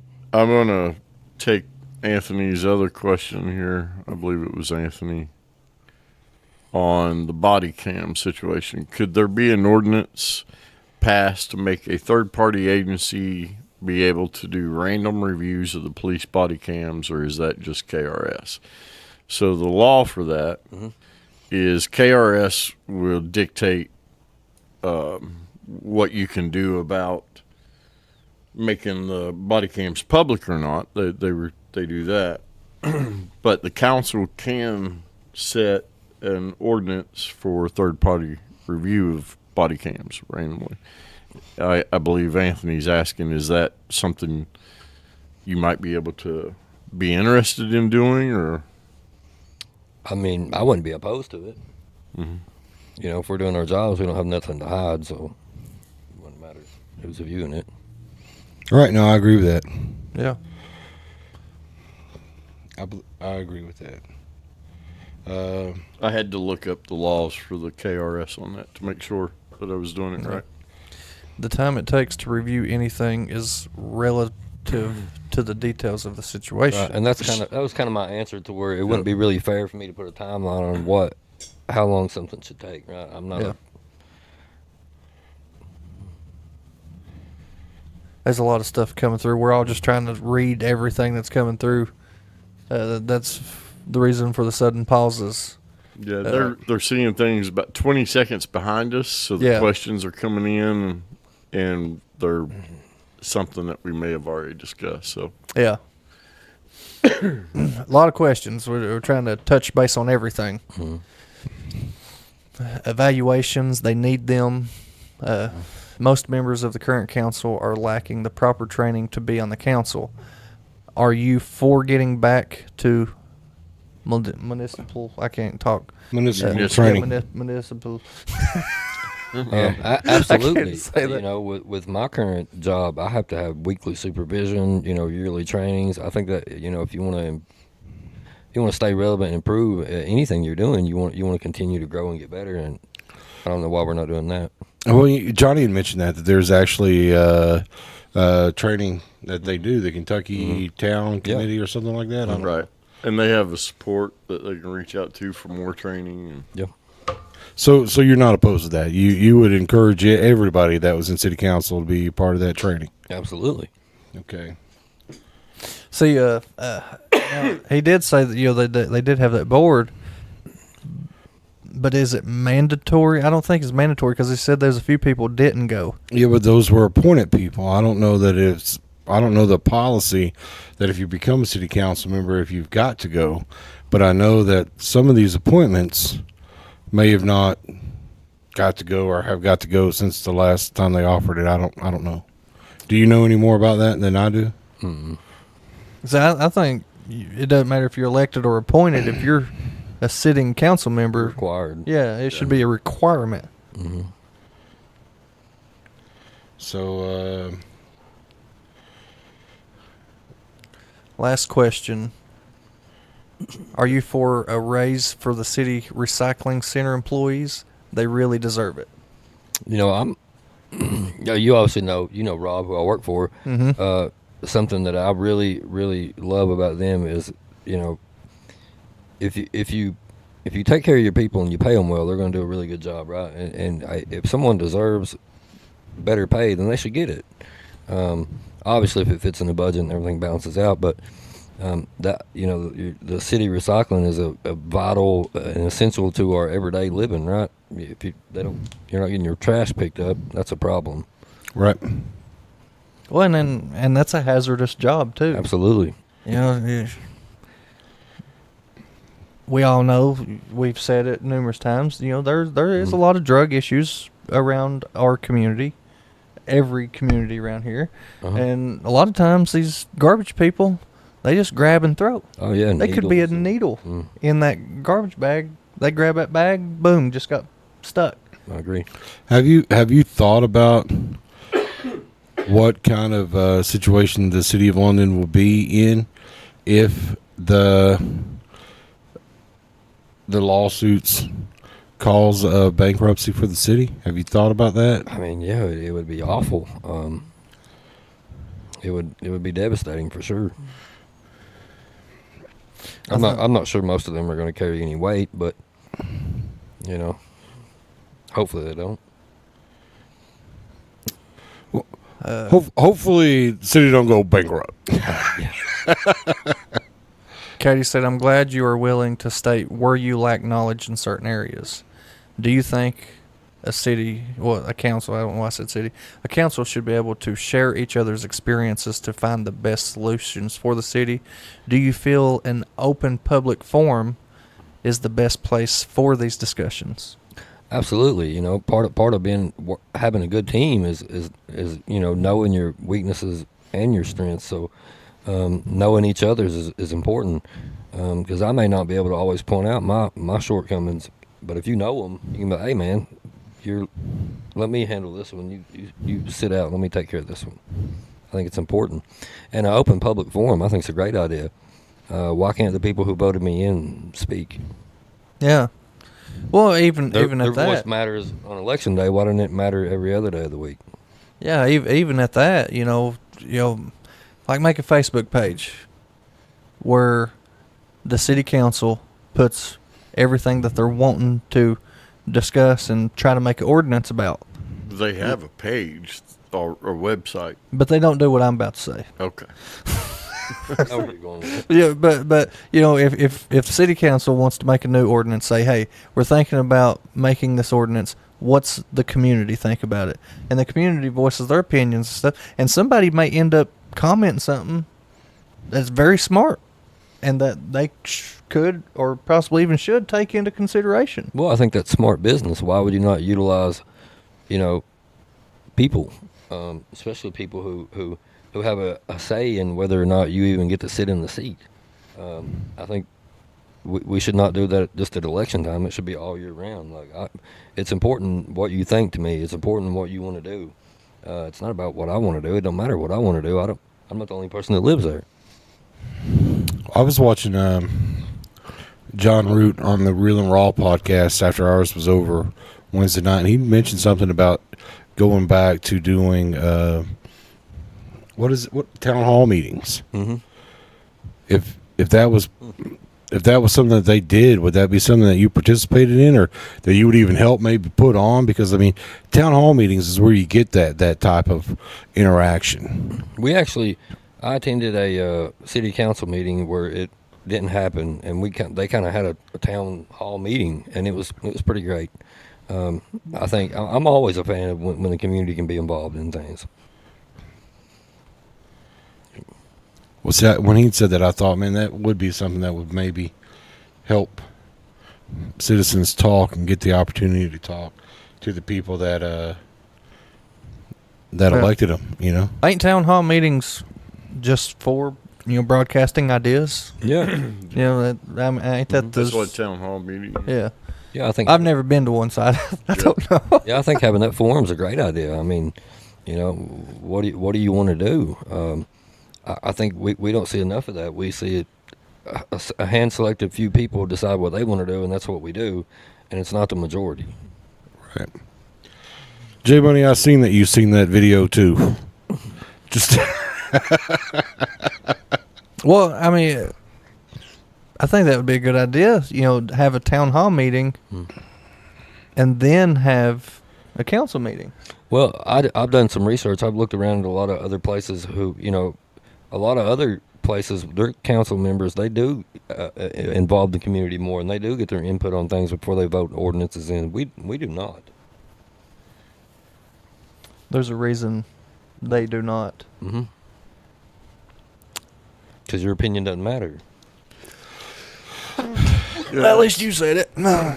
That's the point that Dwayne brought too. Is they ask a lot of the city council for $7,000 a year because that's all the council makes. Well, I get that. I get that's all they make. But if that's not enough, don't run. Yeah. Right.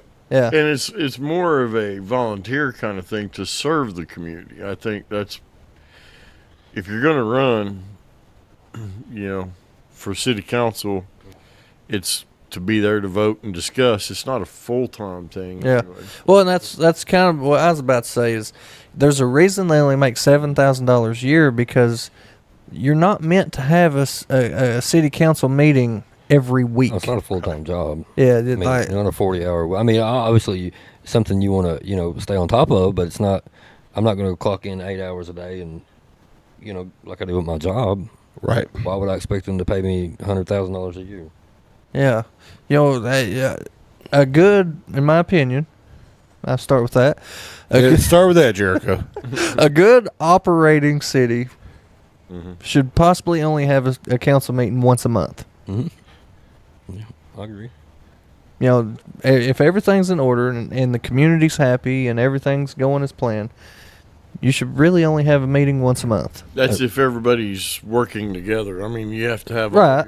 all your parts working because your mayor executes where the city ordinance is done by the city council. That they're legislative. They make the ordinances and laws. The mayor should take it and make sure it's executed. So if they're working together, everything should flow good together, right?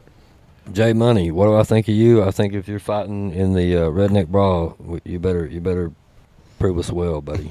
Yeah, you better win because he's representing 606, right? I don't know. I don't know about him. I don't think he's gonna make it.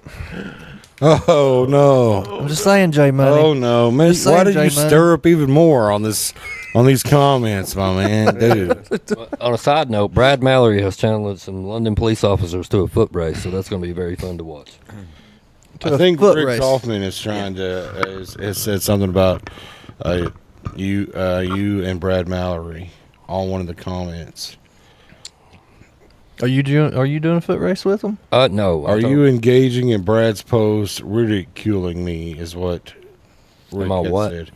Engaging on Brad's post ridiculing Rick. I don't even know Rick. I don't partake in those kind of things that they do. Right. That I just said a minute ago. You'll never see me get on social media or anything or say anything. I should and I could, but that's not who I am or how I am. Well, it seemed like you addressed it head on right here tonight. So, what would you feel a special called meeting should be called for? I mean, a special called meeting should be called for exactly what it's called for, special occasions, right? Something that needs addressed immediately that can't wait. So, like an emergency or something to that effect. Yeah.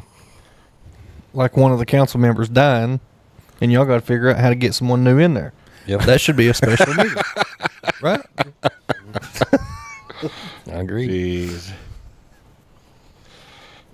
I mean that's my opinion on it. I mean, like they've had how many special meetings? A lot. And when they have those meetings, their attorney is there, and their our tax dollars are paying for that. Yeah. That's a lot of money. Dwayne said paving roads. I guess that. It's asking how as important is that to you? Or It's very important. Sorry, excuse my language. I bitched about it the other day because, like I said, I drive every morning on a street that needs fixed, and we're not fixing it because we're allocating our dollars to things that don't need to be allocated to. Yeah, Jay Money. My name is Jericho. I'll go ahead and tell you.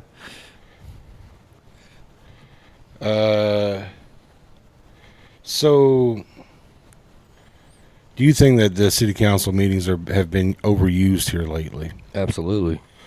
They're earning their $7,000 a month or whatever, or a year, whatever it is, for sure.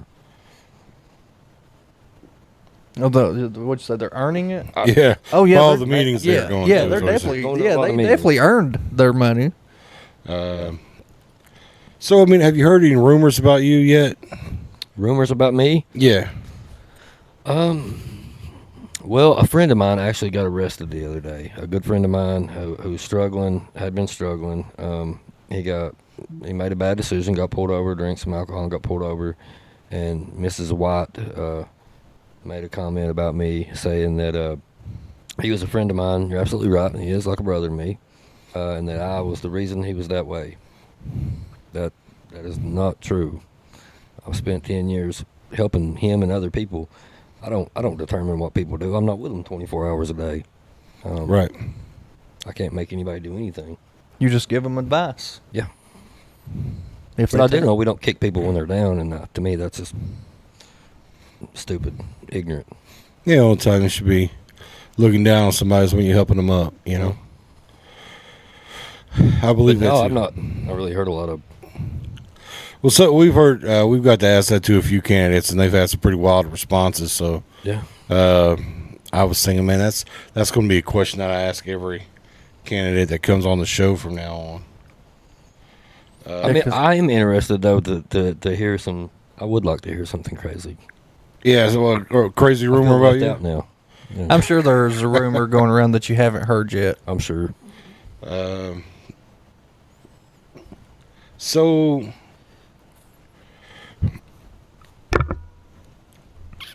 He said, this election's going to keep on until November. Mhm. Do you have any kind of like second win plans or anything like that? Like, you know, like you're only to like the end of the first half of your race. Yeah. I mean, if you get to move forward. I mean, do you have any like second wins? Like, you know what?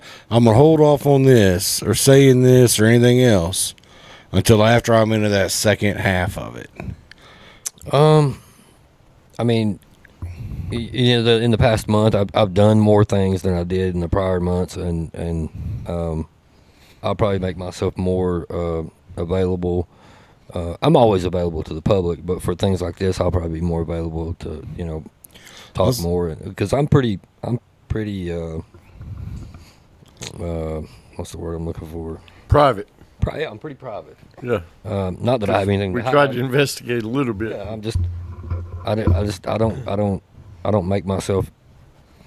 I'm too busy, you know, doing things, helping people and spending time with my family and doing things with, you know, in the community with kids, and so I'm not really made much time to do things like this.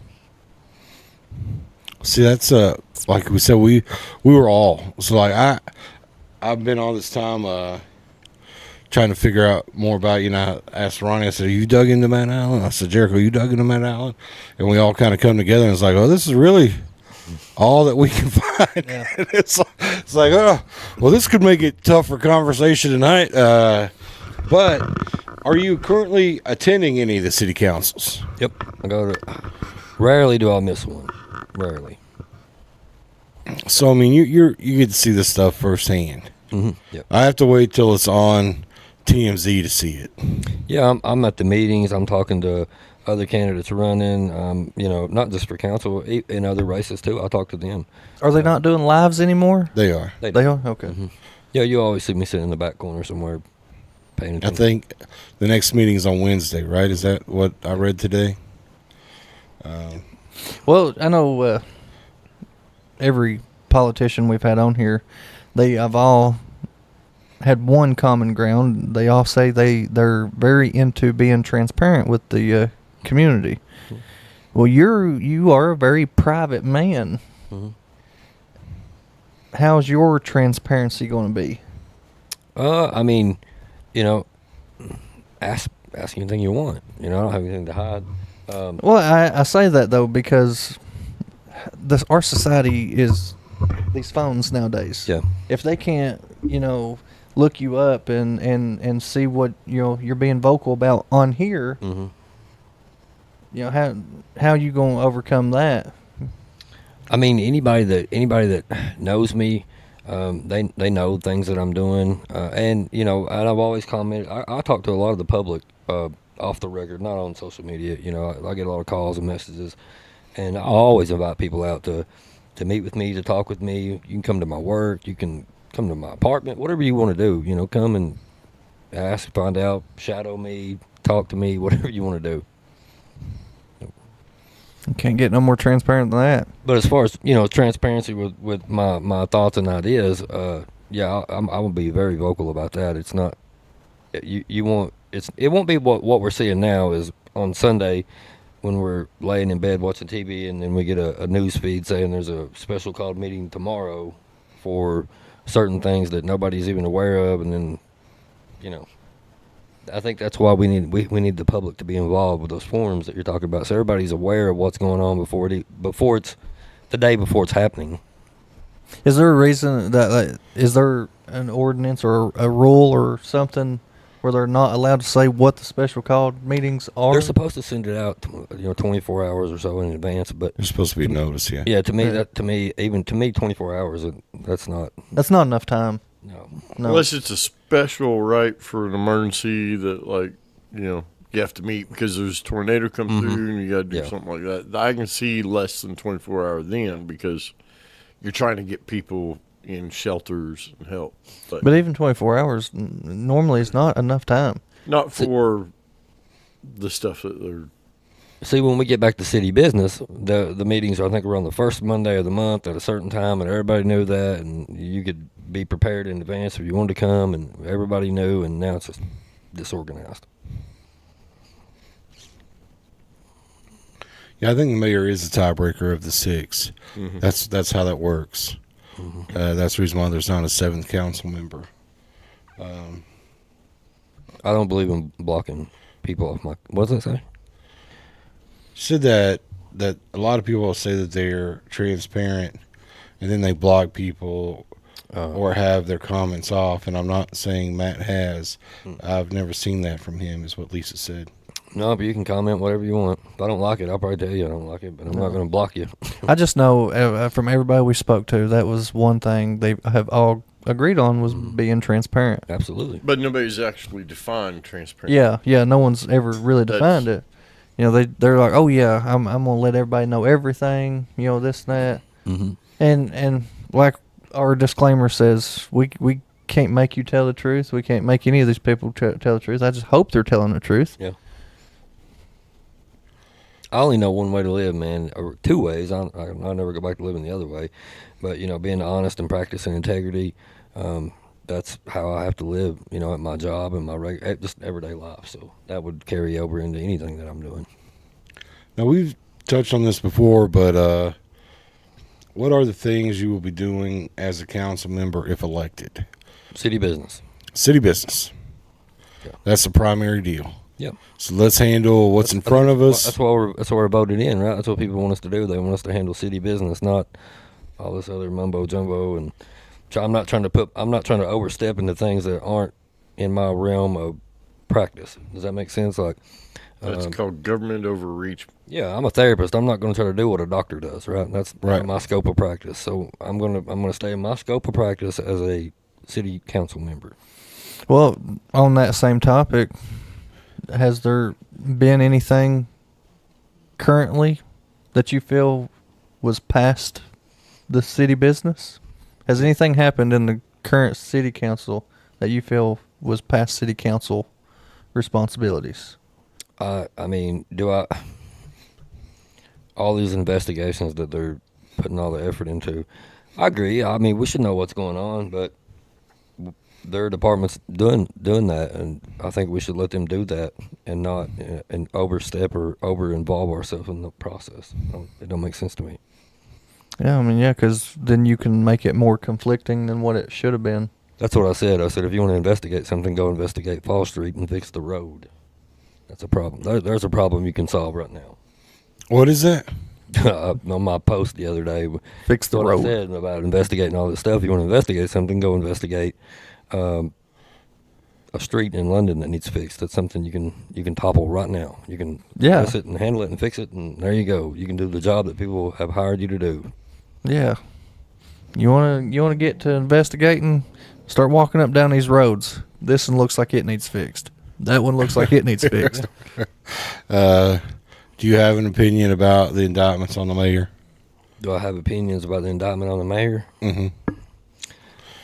It's been asked twice. I mean, obviously it's not a good look, you know. It's not a good look. No. That's a fair comment. Have I been accused of things that I didn't do before? Yes. Have I been accused of things that I did? Absolutely. That's what the law is there for, and the court proceedings and all that, and that'll determine that. Right. Good answer. Yep. No, I agree. It's consistent to what you've been saying all night. And it's really hard to be consistent for 2 hours. You've really drew a line in what's right is right, what's wrong is wrong, and we're playing on the right side. And if you're on the wrong side, then I'm all for you getting caught. I'm all for the penalties that you get or punishment you get. You've stayed consistent all night to that fact, and it's really hard to go an hour and 46 minutes and be like, yeah, well, I don't really know how I feel. No, you're like, well, if it's right, then it's right. And if it's wrong, it's wrong. Yeah, I can say that too. You have been consistent. You know, if there's a proceeding that needs to happen in order to get there, you've been right on that page too. Mm-hmm. So I would say that for sure about Mr. Matt Allen is he's been consistent the entire time he's been on the show with his answers to things. Thank you. Go ahead. Oh, I was just going to say, think it's time for our questions? No, not yet. No. You know what our questions are? Nope. Good. You don't know what the 3 questions are. Mm-hmm. That's good.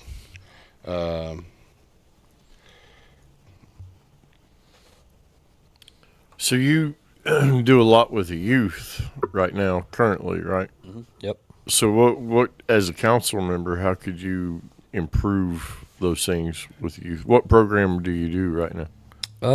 I coach soccer for the Optimus Club. I've done some youth basketball leagues for churches. I'm all about young people, man. I think it's important that we invest our time into them.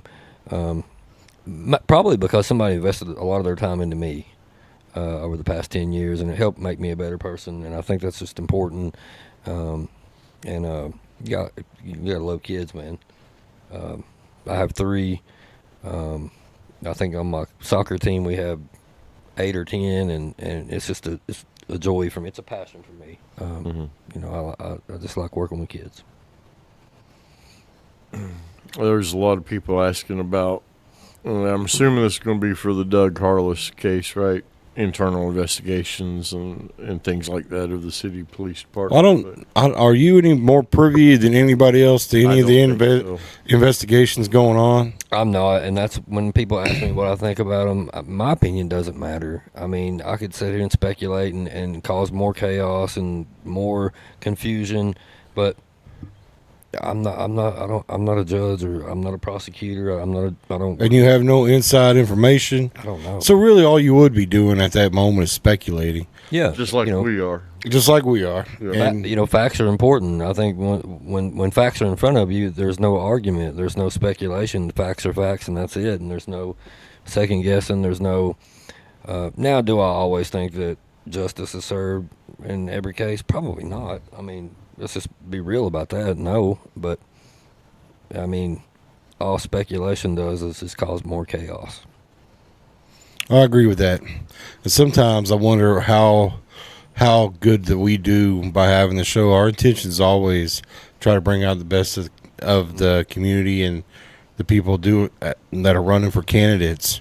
And sometimes I wonder if we're just kind of fanning flames, and that's certainly not our intention. Our intention is to get people on here to talk about themselves. And, you know, some of these questions lead us to be that way. Right. You know, where it's like, hey, you know what do you know about them 4 indictments? Yeah. You know, it kind of leads our show in a direction where it's like, well, how is this man going to speak all about another man's problems? Yeah. And we it's tough for the show when we do speculation. No, I get it, but I mean that's part of what. That's part of the questions that the candidates get, though. Mm-hmm. A lot of times, people, when we have somebody on the county, people want to ask them city questions. Yeah. And just to be fair, before every show, if you've been a guest here, I have that talk. Don't slander anybody unless we have proof that you brought proof with you. You can't say anything. I'll stop. I'll shut it down because that's not what we're about. Absolutely. Right. It's either we have the proof in front of us that we can share with our chat, or we don't say it at all. Yeah, that's what I was just saying. Facts are facts. You can't argue a fact. Right. So there's a lot. Just because I know there's a lot of people going to say, "Well, you didn't go this way. You didn't say this. You didn't go that." And because we kind of hold them to, unless you can prove it, don't say it. Don't say it. No, we're all very opinionated. We are opinionated. Yeah, I have my opinions, but we're human. We're human. We have to be. Right. Yeah. And I don't see anything wrong with talking about your opinions. So, with that being said, how many people are watching? I see 32 on my side, but that's just Facebook. Maybe 35, 36, Ronnie? Yes, 38. 38. If you had 4 minutes to talk to all these people and give them your best pitch for Matt Allen for city council, what would you say? My best pitch. I mean, if you want somebody who cares about you, who cares about your family, who cares about our businesses in the city, who cares about city business, who I don't have any personal motives. Being elected to city council doesn't benefit me in any way, financially, anything. There's nothing I can take away from it. I'm a person who can bring something to that position and not take away from it. I think that this is a very important election. It's weird for me to even say that because it's never been something really, I guess, important to me. Maybe I'm older now, I voted for our president, and I'm more alert and more aware of what's going on, and I think it's important to get out and vote and put the right people in office, and for them to be able to improve not only our city but our country, and I think it's all important. Well, I feel like you got stake in the game. That's why it's more important to you. Like you said, you was on that subcommittee, and things pushed you away from it. Yeah. And like you said, you've gotten older, and then all the teaching and stuff that you've done over the years. I think just the 2 hours listening to you. I think subconsciously that's why you're doing this now. Mm-hmm. That's my opinion about it. I like that. Well, I like how you've been direct tonight. I don't know that you've ran from a question that's been asked of you. You've not been afraid to say that you don't know. Yeah. You've also been afraid to say I can't speak intelligently about that. You've also said that, hey, that's not my opinion to share. Right. I mean, you've been very appropriate tonight. You've been very direct. You've been very consistent with everything that's been asked of you. That being said, did you say earlier in the podcast you was encouraged by a couple of people to run?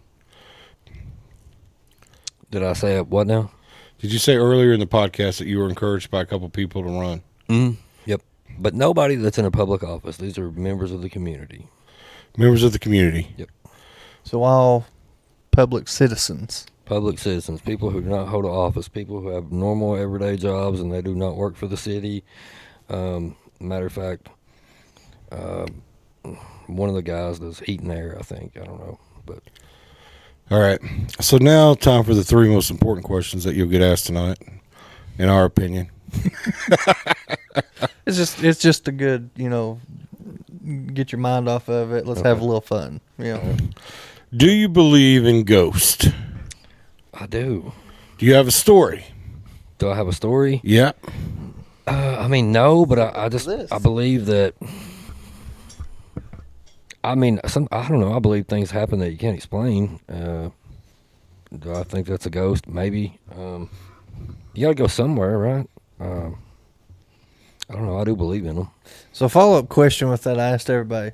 You tell me, not one time in your whole friggin' life, nothing's ever happened that's caused you to raise an eyebrow and you're like, that probably a ghost. Let me think. I mean, maybe there's something that's moved, and I'm like, what how did that happen? Probably. Right. Yeah. But there's nothing that stands out to him. That's crazy. All right, so do you believe in Bigfoot? Do I? I do. You believe in Bigfoot? I mean, I have to. Whoa. It's a. Wait. Whoa. You have to. I knew You it. had my vote up until that. So, Shut up, Ronnie. Whoa. Oh, no. Oh, let the man finish so talking so here. you won the vote here tonight. Yeah. What was that movie called? Yeah, the brother, no, not the brother. You talking about like? Are you talking about Harry and the Hendersons? Yes. Yeah, Harry Harry and Henderson's. That was a yes. TV show. Right. Oh, was it? I thought it was a movie. Was it? No, they they had was a movie. too. Yeah, they had a movie. Did they have a movie Yeah, too? there's a movie about that. See, Okay, I don't- that's my hopes and dreams. Is that is there somewhere? Okay. Listen at that. Whoa. Well, if you'd like, once the show's over, Jericho can give you a number to a couple sheriffs that can tell you that can tell you that they 100% are not around here. Yeah, I tell you, don't call no sheriff. They'll laugh at you. Jericho's a big believer. Him and Jessica. Yeah, they me and my wife. and we give Jericho crap all the time about the Bigfoot stuff, but I mean, obviously, you can see it's beginning to take over our podcast. That's the first thing I noticed when I came in. Was Yeah. that. Well, and before you showed up, I was just talking to him. I know a spot out in the Daniel Boone Forest that has. Jessica says she's moving to London just to vote for you now. But there's a place I know out in the Daniel Boone Forest that has what I believe might be Bigfoot graves. Okay. Graves? Graves. Yeah, he tried to get us to go out there. I said he can go out there and dig them. Yeah. That's interesting. Now, aliens. I wouldn't be opposed to joining you on that journey to go look for that. Really? No, we don't have to look for them. I know exactly where they're at. Okay. It's just the matter of digging them up. Really? Oh. Because he's already had somebody you think say. they're already buried there? Yes. Oh. Yeah, he says that you can see the rock formations and piles and stuff like that. Oh, okay. I've already rejected his offer, so there is certainly a seat. Let me just say that. I can tell you this: I took my wife and my little girl to this site, so they have seen it with their own eyes also, and even my wife thinks it could possibly be Bigfoot graves. Kimberly Medlin, this show is going to be all about aliens and Sasquatches and ghosts when this election's over. We're going to get back to what we do. So, yeah, that question's always going to be a question asked to anybody that comes here. So, should you change it to the Sasquatch show? Aliens. You believe in aliens? I mean, I think there's probably other life form than us. I don't know if you call them alien. I guess if they're not like us, they're aliens, right? Yeah. So yeah, I do. I just feel like Three threes. Yeah, I feel like I believe that anybody that says they're going to believe in Bigfoot going to believe in ghosts and aliens. Yeah. Well, I knew when his first answer to the first question was yes, the rest was going to be yes. Oh, yeah? Yeah. I'm starting to see that pattern. I've got it figured out. Well, if we're here, why can't something else be somewhere else? That's true. That's right. I think we have to go back, but I believe there's only been maybe 3 of our guests that's hit all 3. Now, I'm not going to wear aluminum foil hat and all that stuff. We have No, those. we do. Do you? We had. We no. had. Oh, we yeah. had. We had. No way. We didn't. I did. I did. Yeah. Yeah, our show, we used to go on that stuff pretty tough where we had aluminum hats around here because I love talk about conspiracies until they're real, Yeah, well, you know? some of them are. And yes, when politics is over, we're getting heavily back into the conspiracies and stuff. Okay, I'll have to come back. Well, we still got to talk about that, but yeah. So Well, what's that- your opinion on hiring felons? That has changed.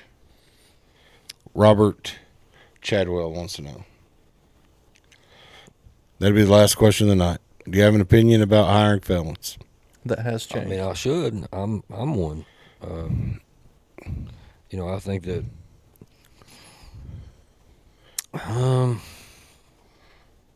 depending on what your felony is, I guess, if it's a violent crime, there's probably positions that you aren't, appropriate for. But, some of the best people I know are felons. Well, we believe in second chances around here too. I know, I really have. I've met some great guys that have Just served trying to their support a time. family now. Yeah, Sure. that they've served their time. They learned their mistakes and they're 100 times better now than they was before. Yeah, I mean, Kelly, we're going to let the sheriffs talk about how they want to handle the drug problem. I don't know if the city council has much to do with that. Again, my man Matt Allen's all about staying in his lane. He's said that all night. Yeah. That sounds like a problem for the police. Yeah, police question right there. But Matt, thank you so much for coming on the show. Guys, we have Zone Perception opening sometime in May, probably first week of May, hopefully, is what Ronnie's shooting for. Hopefully. What we'll do, too, and since we got a guy running for council with Zone Perception, we're going to be in Laurel County, but not London City, at the old Sweet Hollow building, the skating rink there. No sugarcoating. We'll pick 15 kids a month and give them a day pass. That's what awesome. we'll do. That's awesome. That is. Great. And also, we have no sugarcoating photography and videography. It's media, guys. Yeah, it's media. We do. It dabble. sounds stupid when we say it like that. Yeah, we got the NSC media, but where we do photography and videography. So if you know anybody or everybody watching right now needs any help with photography or videography, please reach out to us. We would love to try to help you if you'd allow us. And they're want Jay. Jay don't know who. So give them a Ronnie. Who's Ronnie? This is Ronnie. I'm Ronnie. I'm the producer over here hidden behind the computer. And then we got... And obviously I'm Paul because he knows who Jericho is. That's Yeah. Paul. Yeah, he knows who I am now. Yeah. So... And then All we right. got Jericho. Real quick, Kelly Gibson. I will say something. You ask about, send them to me. That's what I do for a living. I get people off drugs, so that's part of the solution. Send them my way. All right, guys. Have a great night, and we will see you Monday. Who do we have on the show Monday? Let's see. Hold on. We have Matt Orr coming on Wednesday. We got Benjamin Hurley coming. Benjamin Hurley. He's running for House of Representatives. I think so. I saw that. I think so. House of Representative. And then we have Matt Orr, who's running for mayor on Wednesday, coming on the show. There's my kid real quick. He said, that's my dad. Oh, yeah? My 14-year-old. We'll give him a shout out. Matthew Allen. Yeah, Mr. Brantley Allen. Thanks for joining us, buddy. I love you. All right. You guys have a great night. We'll talk to you later. Are you a jerky jerk? Oh, yeah! Dang it. Hey, let me get a piece. No can do. This is my last piece of RJ's beef jerky.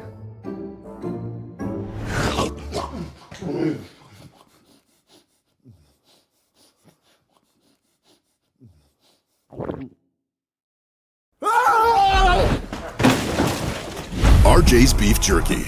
Real jerky for real jerky.